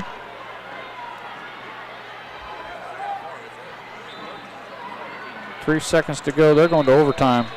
Oh, he gave 3 back points. That's 12. That's going to be a win. 12-9. So that's the final. We're going to be down here on Mat 4, Coach. Okay. Right down in front of us, close as you can be. Yes. Just as close as they can get to us. Number 4, Mat 4 right now at 132. All right. Charlie Veit. Charlie Veit is going to be coming in here from East Sac County. So again, winning, you're on the medal stand. So big day for him. Again, thank you to Corn Belt Power Cooperative for sponsoring Charlie and all the East Sac wrestling that was going on down here at State Tournament. Which is just Charlie, but they're sponsoring East Sac, not just Charlie. Waiting for him. He's in the he's back in that dark red, is he? Yep, dark red, kind of a dark red and black. Black numbers on there. They're storing on getting a nice tight close-up of him. He will be in red, of course, with the red singlet. And the other one's in orange and black, it looks like. Should be able to keep them apart. So let's see if Charlie can get himself on the medal stand tonight. Monday's 38-7. But to watch 145 will be our next wrestler as well. And that'll be Jake Irlbeck. So we got to keep an ear open for him. We'll keep an eye out on that. The way these pins are going, you could end up with we might have 3 of them out there at a time. In here, it's Lundy trying to pull that head down. Veit got into that left leg, trying to work to it. Lundy's got the whizzer in on that left side, but Veit's picking that leg up. Take pressure off that whizzer. He's got it up in the air now. Picking it up a little higher. Now it's going to be reverse of both guys. Lundy reached down and picked up Veit's leg and kind of got that leg going sideways. He had so they stopped it. Torqued against his leg. He was going to blow a knee there. Minute 28 to go. Veit coming in, trying to get another head tie. And we'll keep an eye out for Jake Irlbeck for Kuemper. Okay. I just lost the mat. The guy stood Nope, I got it right here. They're tied up, hand tied right now. Hey, can you sit down, please? Thank you. Thank you. Now they're coming back to the middle. Radio guy behind us stood up. And he's a large guy. Yeah, couldn't see it. 1:05 to go. Nothing's our score here. Charlie Veit. And it's Lundy with a pretty deep underhook there on Veit's right. Now he's got his arms free again. 54 seconds. There comes a shot from Lundy. Veit got it back in good shape. Back up. Boy, he likes to go to that underhook on that. His left, Veit's right. There comes a shot. He's got that left leg. So again. Come around if you can get that arm free. He's got that leg. Lift it. Takes the pressure off that whizzer a little bit, but he drives that leg again, but can't get it.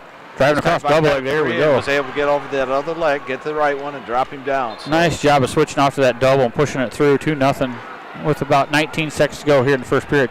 Did a good job of lifting that leg up so he could take the pressure off of that whizzer. Yes, he did.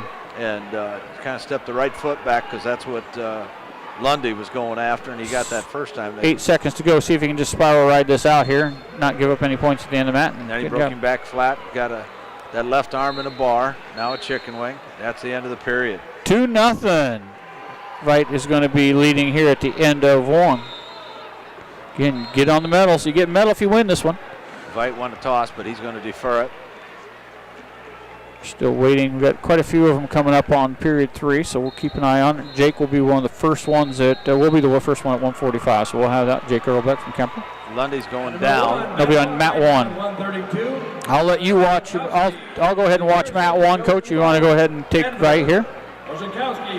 Okay. Lundy comes right to his feet. Oh, we got 132. He must be out there already. Am I missing him? Books? Now he's got a tight whizzer in on there, and Veit's trying to fight it off. They go out of bounds, so still no change, but Lundy was able to get that whizzer in there in a hurry. He must be a fairly strong kid. He likes to use those whizzers and some of the things he goes after. Comes Veit on top. Tight waist. Lundy pops out. Sitting on his haunches, trying to work some hands. Still 2-0. Minute 38 to go. They come up to their feet, and Lundy's going to get one. He goes right back in on a shot. Veit fights it off. Trying to come across on that front headlock to that far leg. Doesn't get it. Comes up. Lundy makes a good shot. Veit fights it off there. Veit's got that right leg, and he tried to get to that whizzer, and he drove it clear across and gets that takedown. Nice 4-1 right now with minute 10 to go. Now he's got the chicken wing on that left side. Looks like he's trying to get the wrist on the right. Can't get it. Trying to pull him all the way across with that chicken wing. Oh, and then he limp armed that chicken wing loose. Now he sits out again. Veit puts him back on his side. With a tight waist. Put a half in, takes it out. Veit just keeps switching off, trying to work to something to get a turn. Right now, good tight waist. Lundy comes up, but they step out of bounds. 4-1 with 42 seconds to go here in the second. Charlie Veit in the lead, trying to get to the medal stand. Looking good. Yeah. Still waiting on Jake Irlbeck. He's got to watch out because it looks like this kid's got some strength, so you don't want to get caught in something. Now comes up to his feet. Veit picks up the left leg, swings it off to the double. Oh, he's got him. Come on, keep turning. Caught him with the whizzer and takes him to his back with it. Come on, Charlie, finish it off here. There it is. Good for him. Nice job. 3:29. So Charlie Veit with the pin at 3:29, and he is a medalist. Congratulations, DSAC County and Charlie Veit. Thank you to Corn Belt Power Cooperative for sponsoring him. He'll be wrestling tomorrow. Yes. Actually, tonight.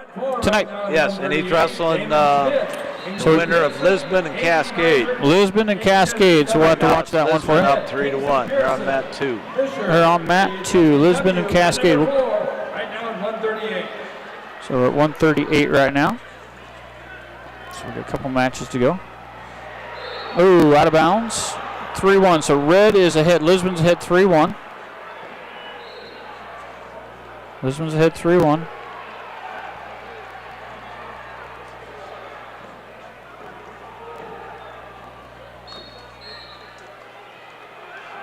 So it's Lisbon and what's the other, Matt? 2. Lisbon and Cascade. Cascade, yeah.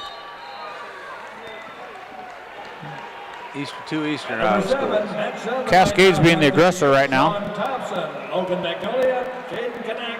Third period with about 16 seconds to go. Lisbon's just trying to hold on to a 3-1 lead. That's a big match down at 7 coming up. It's Don Bosco going against Underwood. Yeah, Logan. Underwood, Logan. I don't one of the two. They're all in the top 4. That's time. So Lisbon's going to win that match. 3-1. So it's going to be Lisbon that we're facing. Who is? So he's going to wrestle. What is the Lisbon kid? Where is he at here? I can't find him. Can't find him. Albernette. Boots. Boots from Lisbon. I can't find him on here. He's all the way down the bottom. There he is. Yep. He'd be.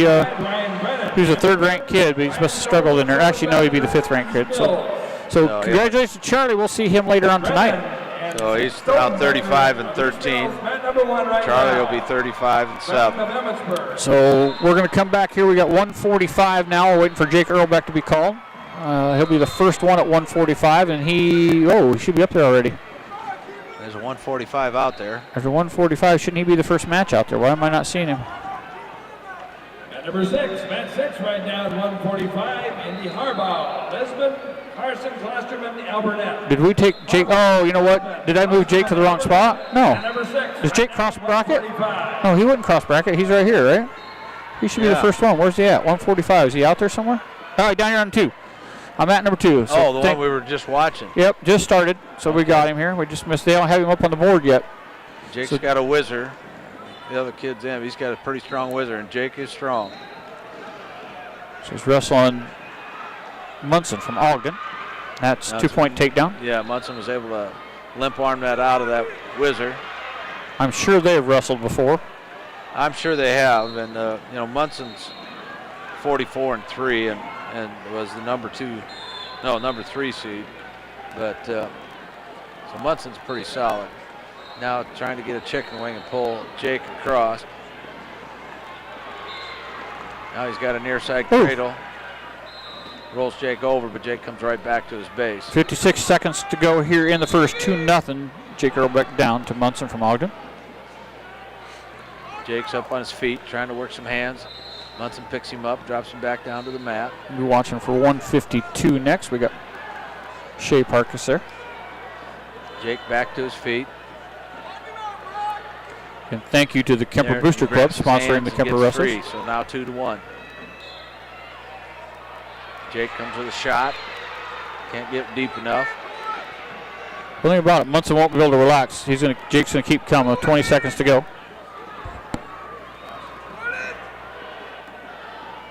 Jake's got his right arm kind of pinned down to the mat, trying to swing around to that right, maybe, or his left, and catch Munson's right leg, but he can't quite get there. I think that's the period. So 2-1. Munson over Jake Irlbeck. Kipper's going to defer. Munson takes down, of course.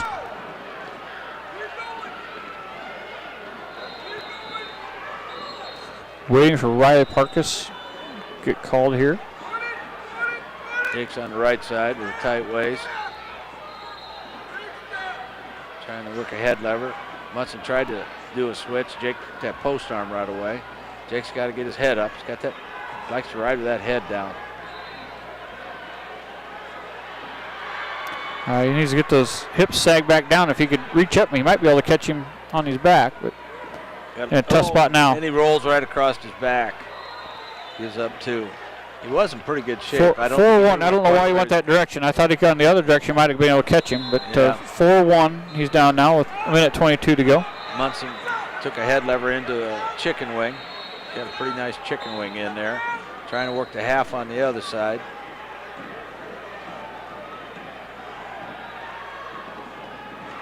Minute 7 to go, 4-1, Irlbeck down. Still got that chicken wing on the left side. Trying to drive it across. Just got to get his head up a little bit. Now he's got a double chicken wing in. Oh boy, this is not good if he gets this over. And he's taking his time doing it too, so he's getting back points, but he's just letting Jake kind of settle in so he can't roll all the way through and load up. He's got him tight. Now he's going to sit back on it. Every time Jake tries to move back into him, it gets a little tighter. He's in deep trouble here. 33 seconds to go. He's just going to have to keep trying to stay sideways. He's going to sit out now, and that puts a lot of pressure on him. Not a whole lot of room to go there. No. Jake keeps getting to his side a little bit. Now he tried to come the other way, and it tightens up a little more. Munson keeps adjusting there. He's sat back. Now he's in trouble. All he can do is kind of hold on. He's sitting down. He's got Jake real tight. The strength to get that one shoulder up. Yeah, he's done it for a long time. There it is. So Jake Irlbeck's going to fall to Munson. 3:59. And 3:59. I tell you what, I give Jake a lot of credit. He was in a tight spot for a long time. I mean, that's a bad position. He was able to stay in a position that most kids would have gotten pinned in probably 15, 20 seconds, and he rode it out a long time. But, yes, he did. And, sophomore, he got some good experience down here. I'm sure he'll be back. Yeah, you know what? He knows now what he needs to work on and probably get a little stronger. And, he should do well. So we're up. Yeah, he missed all last year. He broke a... We're back right here on mat 2, so we don't have to move. He lost all last year. He broke a wrist right at the end of football and wasn't able to wrestle last year. Yeah, that'll happen. So we got Parkis now. He's going to be wrestling more from Riverside. So he maybe wrestled once or twice, too, when we were on there. You never know. I don't know if Riverside was at, Tri-Center or not. But, see what Shae can do here. And again, thank you to the Kuemper Booster Club for sponsoring the Kuemper Wrestlers down here at State. Their broadcast. See if we can get Shae through so we can get 2 Kuemper kids on the podium. Coming to you live from the Gatorade broadcast booth. And as Coach said, you win in this round and you get a medal. You're automatically on the podium. So see if Shae can finish this off as a senior and get himself a medal at State. Be nice to get 2 seniors medals. Yes, it would be. Up on mat number 8 at 152. So here we go. Mat number 2. Vanderwerf, Jessup, Munn of National Plainfield. Vanderwerf, Jessup, you're up on mat number 8. Shae working the head a little bit, tying some wrists up. There's a snap down. Try to go to that right leg. Didn't get there. Number 3 at 152. Fox Youngblood, Don Bosco, David Helton, St. Albert.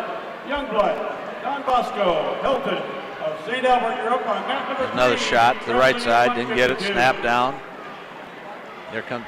Tried to do a snap the other way. Riverside. Back to the middle. There's Shae on a shot. Got that left leg. Hooked up them both. More from Riverside's 36-9. Shae's 38-4. Dropped him down. Got the 2 on the edge of the mat. Shae trying to work up. Probably end up driving him off the mat, but there they are off the mat. So Shae takes that 2-0 lead to get that start.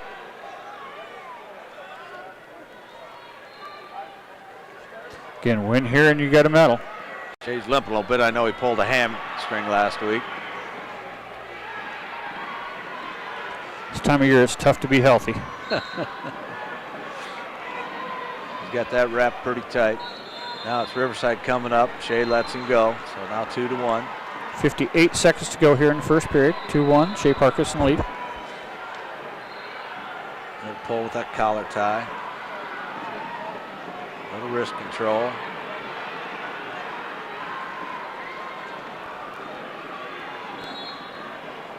Tried to snap him down, then goes right into that leg again.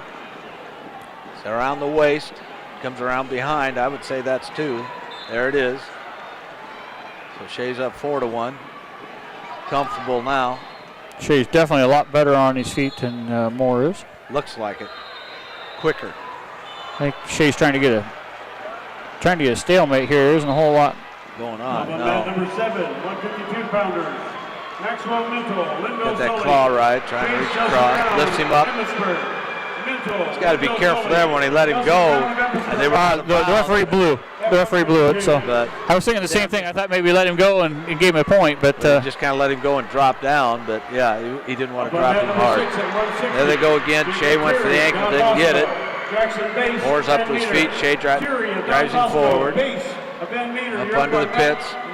Moore's sitting on his butt. They call something. Oh, that's the end of the period. End of the period. I'm sorry about that, Coach. They made it 4-1. Shea's ahead 4-1 at the end of one. They defer. Shea's going neutral. That's a good choice out of Shea. I think I'd take the points here. Shea might be better off just releasing two and takedowns here for a while. 4-1 he leads second period.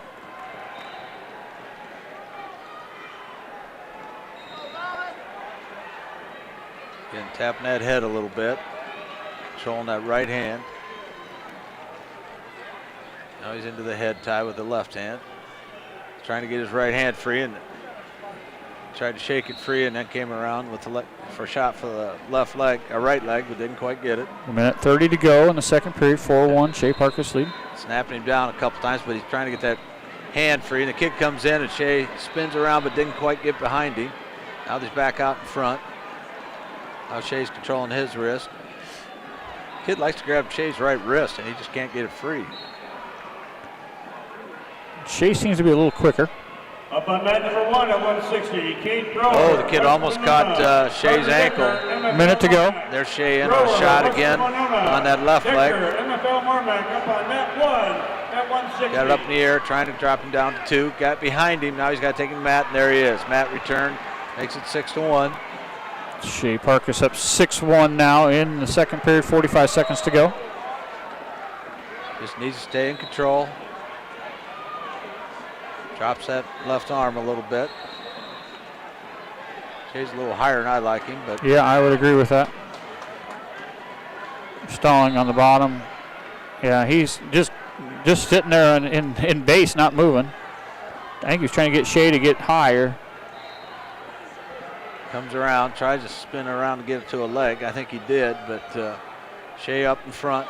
Now he's in a bad position here. He needs to at least give up 1, not 2, or get off the edge of him at 10 seconds to go. So he needs to not give up any points here. No, he's going to give one. 6-2 now, with 4 seconds to go in the second. He's just going to walk his way in slow, and that'll do it for the second period. He's walking that right leg straight, so you know it's bothering him. West Hancock up on mat number 7 at 160. So they're going to take. Shea's going to be down here going into the third period. He's up 6-2. I think that's a pretty good position for him to be in. I think he'll be able to get out of here. Yeah, he does pretty well. I don't know how much that leg's bothering him. Comes right up. Tried to go to a switch. Comes right back up. Oh, geez. He's down on that low leg, and he drove that leg backwards to get him down. That's tough on a knee. Shea's over there hurting that knee. We're doing a little injury time. Yeah, that one definitely hurt. He was sprawled out and just stuck him right back on that knee. No way Shea couldn't do anything. It just drove him straight into the mat with that leg up. Yeah, I've seen that been called potentially dangerous before, but let that go. 6-2. Shea's up. No, his knee's bothering, but I don't think he's going to stop now. No, I don't either, knowing Shea. Unless get mad. Unless it's falling over or falling off, he's going to go. Yeah, he's back on his feet. All right, cut the time. Now he's kind of limping with both legs. So. Yeah. Hey, now he looks straight. Now he's level. 6-2. Shea Parkis here. Third period, 1:48 to go in the match. Shea tries to come up. Now he's up, but they got the leg in, so they're going to call it potentially dangerous. You put do that a couple more times, you get that stall call. Yeah. He's already been called once. I don't think I've seen him give a point. I've seen a lot of warnings, but I haven't seen any points down here. I don't know if I have either. Shea's up on his feet, working hands, and he's got the leg in again. There he got him again. There's a point. We say it, but he gave him a point because he wasn't taking him down fast enough. So Shea's up 7-2. Shea's back up on his feet. Gets the escape. 8-2 now, Shea Parkis. 1:22 to go here in the third. So Shea's trying to get to that medal stand. Back on his feet where he's had success. Working that head tie a little bit. grabbed Shea's finger, kind of chanked on it a little bit. 8-2. Here comes a shot. Shea sprawls good. Got the front headlock. No, he's going to let that go. He didn't like that front headlock. That's not Shea's. He likes to shoot those legs. There comes Shae. Shoots after that right leg. Doesn't get to it. There comes a shot from them. Doesn't get deep at all. There Shae snaps him down. Almost spun around. I think if his legs were good, he'd have spun around and got to. 45 seconds to go. Shae just trying to survive right now. He's a little banged up. 8-2 he's ahead. He hasn't been called yet, so he can get called for stalling if he needs to. 8-2. Shae's ahead. 30 seconds to go. Moore is not, if I was Moore, I'd be diving at legs and everything else, but he's not really trying. I think he's trying to load up, but 20 seconds to go. Shae's just kind of, now Shae's getting called for stalling. So he was backing away, definitely was stalling. 15 to go. Shae's up 8-2. He's got that head hook. Should be spinning around for 2 there, and then he does. So 10-2 with 8 seconds to go. Shae looks like he's going to advance. So Parkis is going to advance on to tomorrow. And 12:45 is the match. 12:54, Coach. 12:54 match. 12:54 is on the bottom. They are, that'd be mat 8. Mat 8 is what our opponent will be, so we'll keep an eye on there for you. Now wrestling on mat number 3. Mat's over. So it was Munn from Munn is the winner there. North Butler, Clarksville. He won 18-2. So where's Munn from? Clarksville up on mat number 3. McCade Munn from Nashville Plainfield. Nashville Plainfield. So Denver Pauley, AHSTW, Lane Kenny. So that'll be Riley's opponent later on this evening. He won 18-2. So Riley gets a little chance to recover here. The next one we have, again, thank you to the Kuemper Booster Club, sponsor that. And Riley got himself a medal. He's on the medal stand, so congratulations to him. Our next match will be at 220 heavyweight. Got 2 of them. We got 2 matches going on. We're going to start with the first match up there will be Soard. He will take on Hannah from Lamoni. So Soard will be our first wrestler, and then we also have Cooper Nielsen. He'll be taking on Reed, and Reed is from Sigourney, 39-5. So we'll wait for those matches up. We got 160, 170s up here, so it won't take very long to get there. We're going to take a quick break. We'll be back with more wrestling after this. American Home Shield is a nationwide warranty company that protects your home's major systems and appliances. They understand the importance of home ownership and realize unexpected repairs can be costly, protecting your investment and your livelihood. American Home Shield is a trusted leader in the home warranty industry. They're thankful for their associates and their customers who make it possible to be celebrating over 50 years in business. American Home Shield, growing together. Good luck to all of our area teams.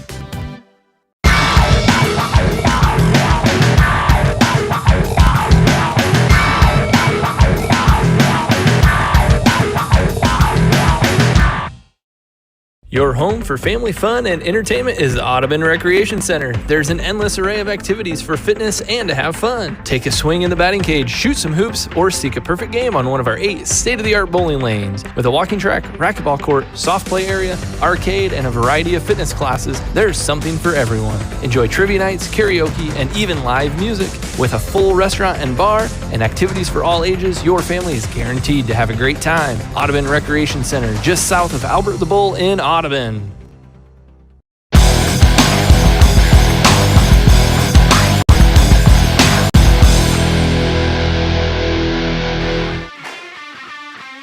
Teamwork is key to success. Hi, this is Amber Maloney at Champion of Rockwell City. We have the same philosophy. We have an amazing team of technicians, sales, and customer specialists to help you. If you're looking for a vehicle, all of our prices are clearly marked. It's no hassle pricing. In service, you get honest answers and no games, where winning service is what you can expect. For your Commercial, residential, and agricultural electrical services. Their service area covers a radius of 60 miles from Carroll. They can provide electrical services for new and existing buildings, plus they can help with energy efficiency and lighting on home remodeling projects. Give them a call today at 712-830-6624. That's 712-830-6624. DR Electric is your one-stop shop for all your electrical needs.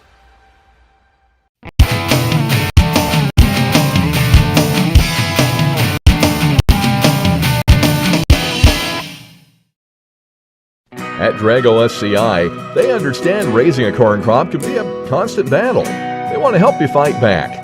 Dreylen corn heads are built with superior technology to handle the most adverse crop conditions you can encounter, all while saving you more corn. Call 712-999-CORN. That's 712-999-CORN. And ask how their features can help you harvest more with a Dreylen. Dreylen SCI, proud sponsor of all area wrestlers.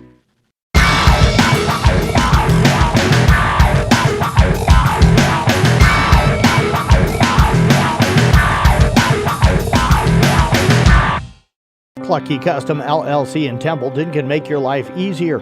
If you don't have the correct equipment, the time, and are looking for convenience, Clucky Custom LLC can help. They do grain vacuuming, and they will also come to your farm and do the work for you by cleaning your grain bins thoroughly and efficiently. They do custom hauling as well. Contact Steve at 712-830-2206. That number again, 712-830-2206 to set up your vacuuming and trucking needs.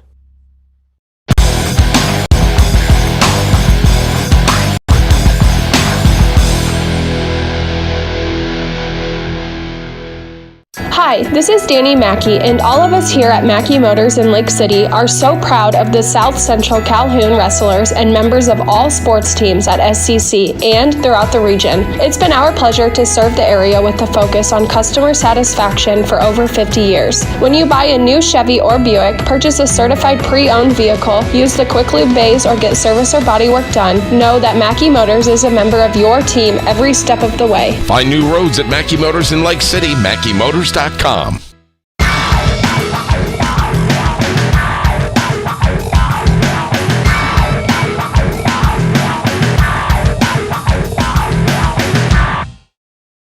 Pie Electric in Dedham is proud to sponsor all area wrestlers. Pie Electric is a family-owned and operated electrical business that does residential and agricultural electrical needs. Here's some wrestling life lessons from Pie Electric. Stay courageous under pressure. Your character is more important than how good you are. Being disciplined pays off. Nothing worthwhile comes easy. And believe in yourself and never give up. Good luck, wrestlers, from Pie Electric in Dedham.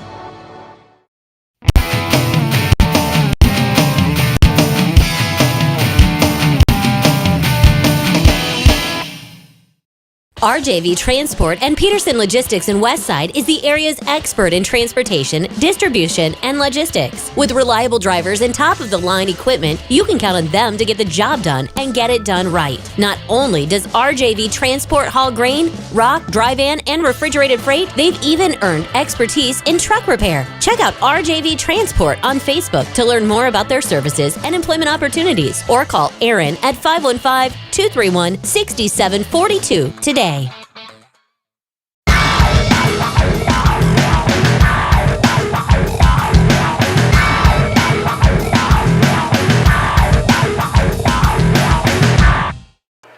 Welcome back to our live coverage here from Wells Fargo Arena. It is the State High School Boys Wrestling Tournament, coming to you live from the Gatorade broadcast booth, distributed by Pepsi Beverages.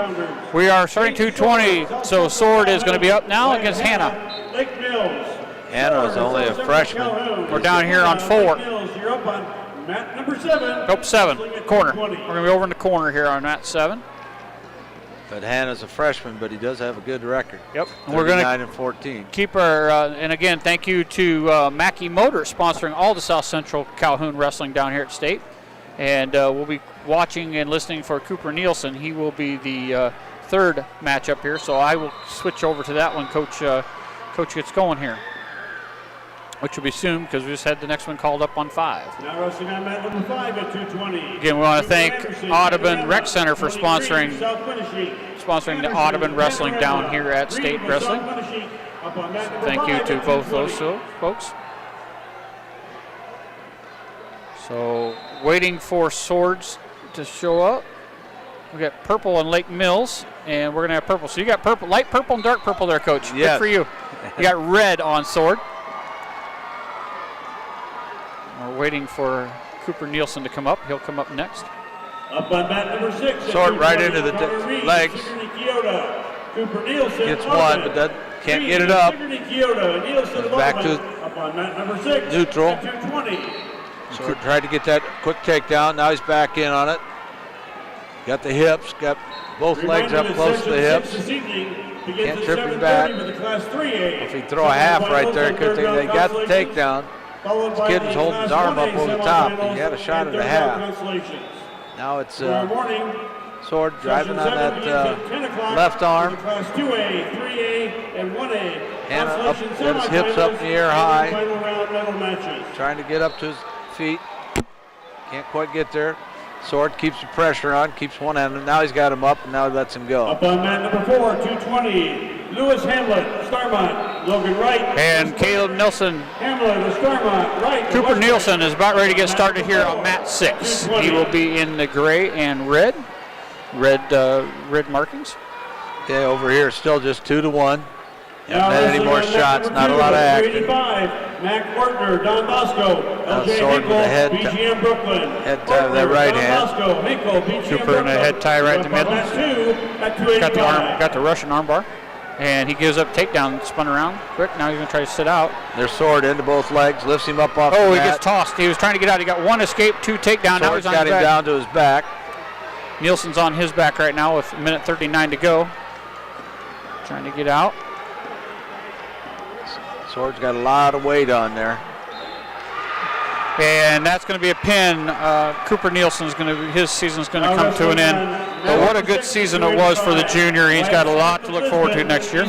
Sword gets 3 as he lets him off. Got a cross face. Underwood, you're up on mat 6 at 285. Not much time left.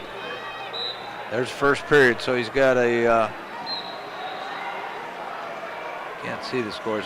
I'll get you for you, Coach. On mat 7, it is 7-1. Sword up there. Want to thank the Audubon Rec Center for sponsoring all the Audubon wrestling that was going on down here. State tournament, and it'll come to an end for Nielsen as he was pinned there. And Sword starts on the bottom. And it goes thank you to Mackey Motors for sponsoring all the South Central wrestlers. We'll have a few more of those going on. We had a caution, but that was on the official. Sword trying to get up to his feet. Daniel Gregory, trainer. Schlosser, Colfax Mingo, Gregory, and trying to come around the front. Sword hits a Granby, comes around behind. There's 2 reversal. Sword kind of taking control here. He's got his right arm back, trying to drive it across, just driving him through. Not quite to his back yet, almost. He's got that leg lifted. Now he's getting some back points. Oh, that's a pin. That's going to be a pin. There he's got it. Sword with a fall, so he's got himself a medal. Congratulations to that young man. I can't see the time, Coach. 48 left. 128 is left on the clock. What period were we? I don't know what period we're in. 128, so 285. That was the time, the pin time. Oh, 128. All right, there we go. Fall, 128. So, all right, good for him. And, I know the young man was sick down here last year. He came down here and they had a bug going through South Central. I'm not going to say what the bug might have been, but there's been a lot of that bug that's gone around for the last few years. He was definitely a sick young man down here and didn't perform the way he wanted to. Congratulations to him. I know he'd rather be on the other side of the bracket, but you know what? You got yourself a medal. Still can come back from third. That's a really good spot to be in. So, So thank you to Mackey Motors for sponsoring all the South Central Calhoun wrestling, and again, thank you to Audubon Rec Center for sponsoring wrestling there as well. And congratulations to Cooper Nielsen. I thought he wrestled well. Ran into a buzzsaw there in Reed. That's going to be a heck of a matchup there with Reed. He's a tough kid. So we're in the semifinals on the consolation bracket. We'll see who Sword has here. So He gets the winner of 1274. And 1274 is on what? mat 5. Yep, that's Greavy. Greavy's in that one. Who won that? Greavy and Anderson. So Anderson from Panora is wrestling. So he's going to get the winner of Panora and. I think Panora won it by fall. Mat 5's over with. So I think Anderson from Panora won it. Okay, so he'll have Anderson from Panora. And they wrestled. They've had to have. But they all, I think the coaches said South Central Calhoun, all went Wrestled up. Yes, they wrestled up. And their 195 pounder, I think, said Tech, this kid from Panorama. I think you said that. Yeah, I think that was what they told us. Correct. So he should be in great shape to get into those 3 through 6. Yep, try to get that advance there. So good job out of Soard, and thank you for everything, Coach. You know, down here we've got. We'll give you our schedule here for the rest of the evening. So we're done with our broadcast here for the night. All of our wrestlers are done for this round in the afternoon. Yep, this afternoon, not tonight, but this afternoon. And I've got only 100 of these sitting here, but we'll find it. There it is. All right, so tonight at 7:30 they start the Class 3A semifinals. We do not have anybody in 3A, so we will not be broadcasting that. We'll come back at 8:45 tonight. And 8:45. They do the semis and the Consolations on the outside. Yep, so we'll have Veit be our first one. Yep, let me get these straightened out because I got Schweitzer here, so that's not going to either. 3A, 2A, 2A. Got to get rid of all my 2A stuff. All right, here we go. So we will have 152, 170. I don't need 2A 170. Why is that out here? We'll be in the finals at 170. 170. Or in semifinals. So we should have Veit at 132. He will be in the Consolation semifinals. And then we'll follow back up with Shea Parkis at 152. And then at 170, we'll have McAlister in the semis. In the semifinals. And then at 220, we'll have Cael Wanninger going in the semifinals, and we'll have Jayden Soard going in the Consolation semifinals. So 5 matches. 5 matches going on tonight, and it's been a great tournament, Coach. It has. We got 5 kids wrestling late in the second day. Incredible. Yes, it is, and I think our kids have, even the kids that have lost have wrestled extremely well, and you got a lot of kids that have got a chance to come back down here next year and do even better. It's been a great tournament for our area. Absolutely. I mean, I couldn't ask for any better time to come down and broadcast when our kids are doing so well. They've made it a lot of fun for us down here, and appreciate all we do. We'll talk to Coach here. I'm not sure. I think he's going to sneak out and get it home. If I was him, I'd be gone. I think I'll stay. All right. Coach is going to stay. You can tell how well the kids are wrestling, and Coach is willing. We're not coming back till 8:45. So. And I'm in bed by 8. So. I'm with you. It's a late night. So for my broadcast partner, Mr. Bill Kane, the man that has the tournament named after him. And coming to you live from the Gatorade broadcast booth. This is Jeff Holland saying thanks for listening. We'll be back at 8:45 for these same kids, so stick with us and we'll have a lot more fun. Take care.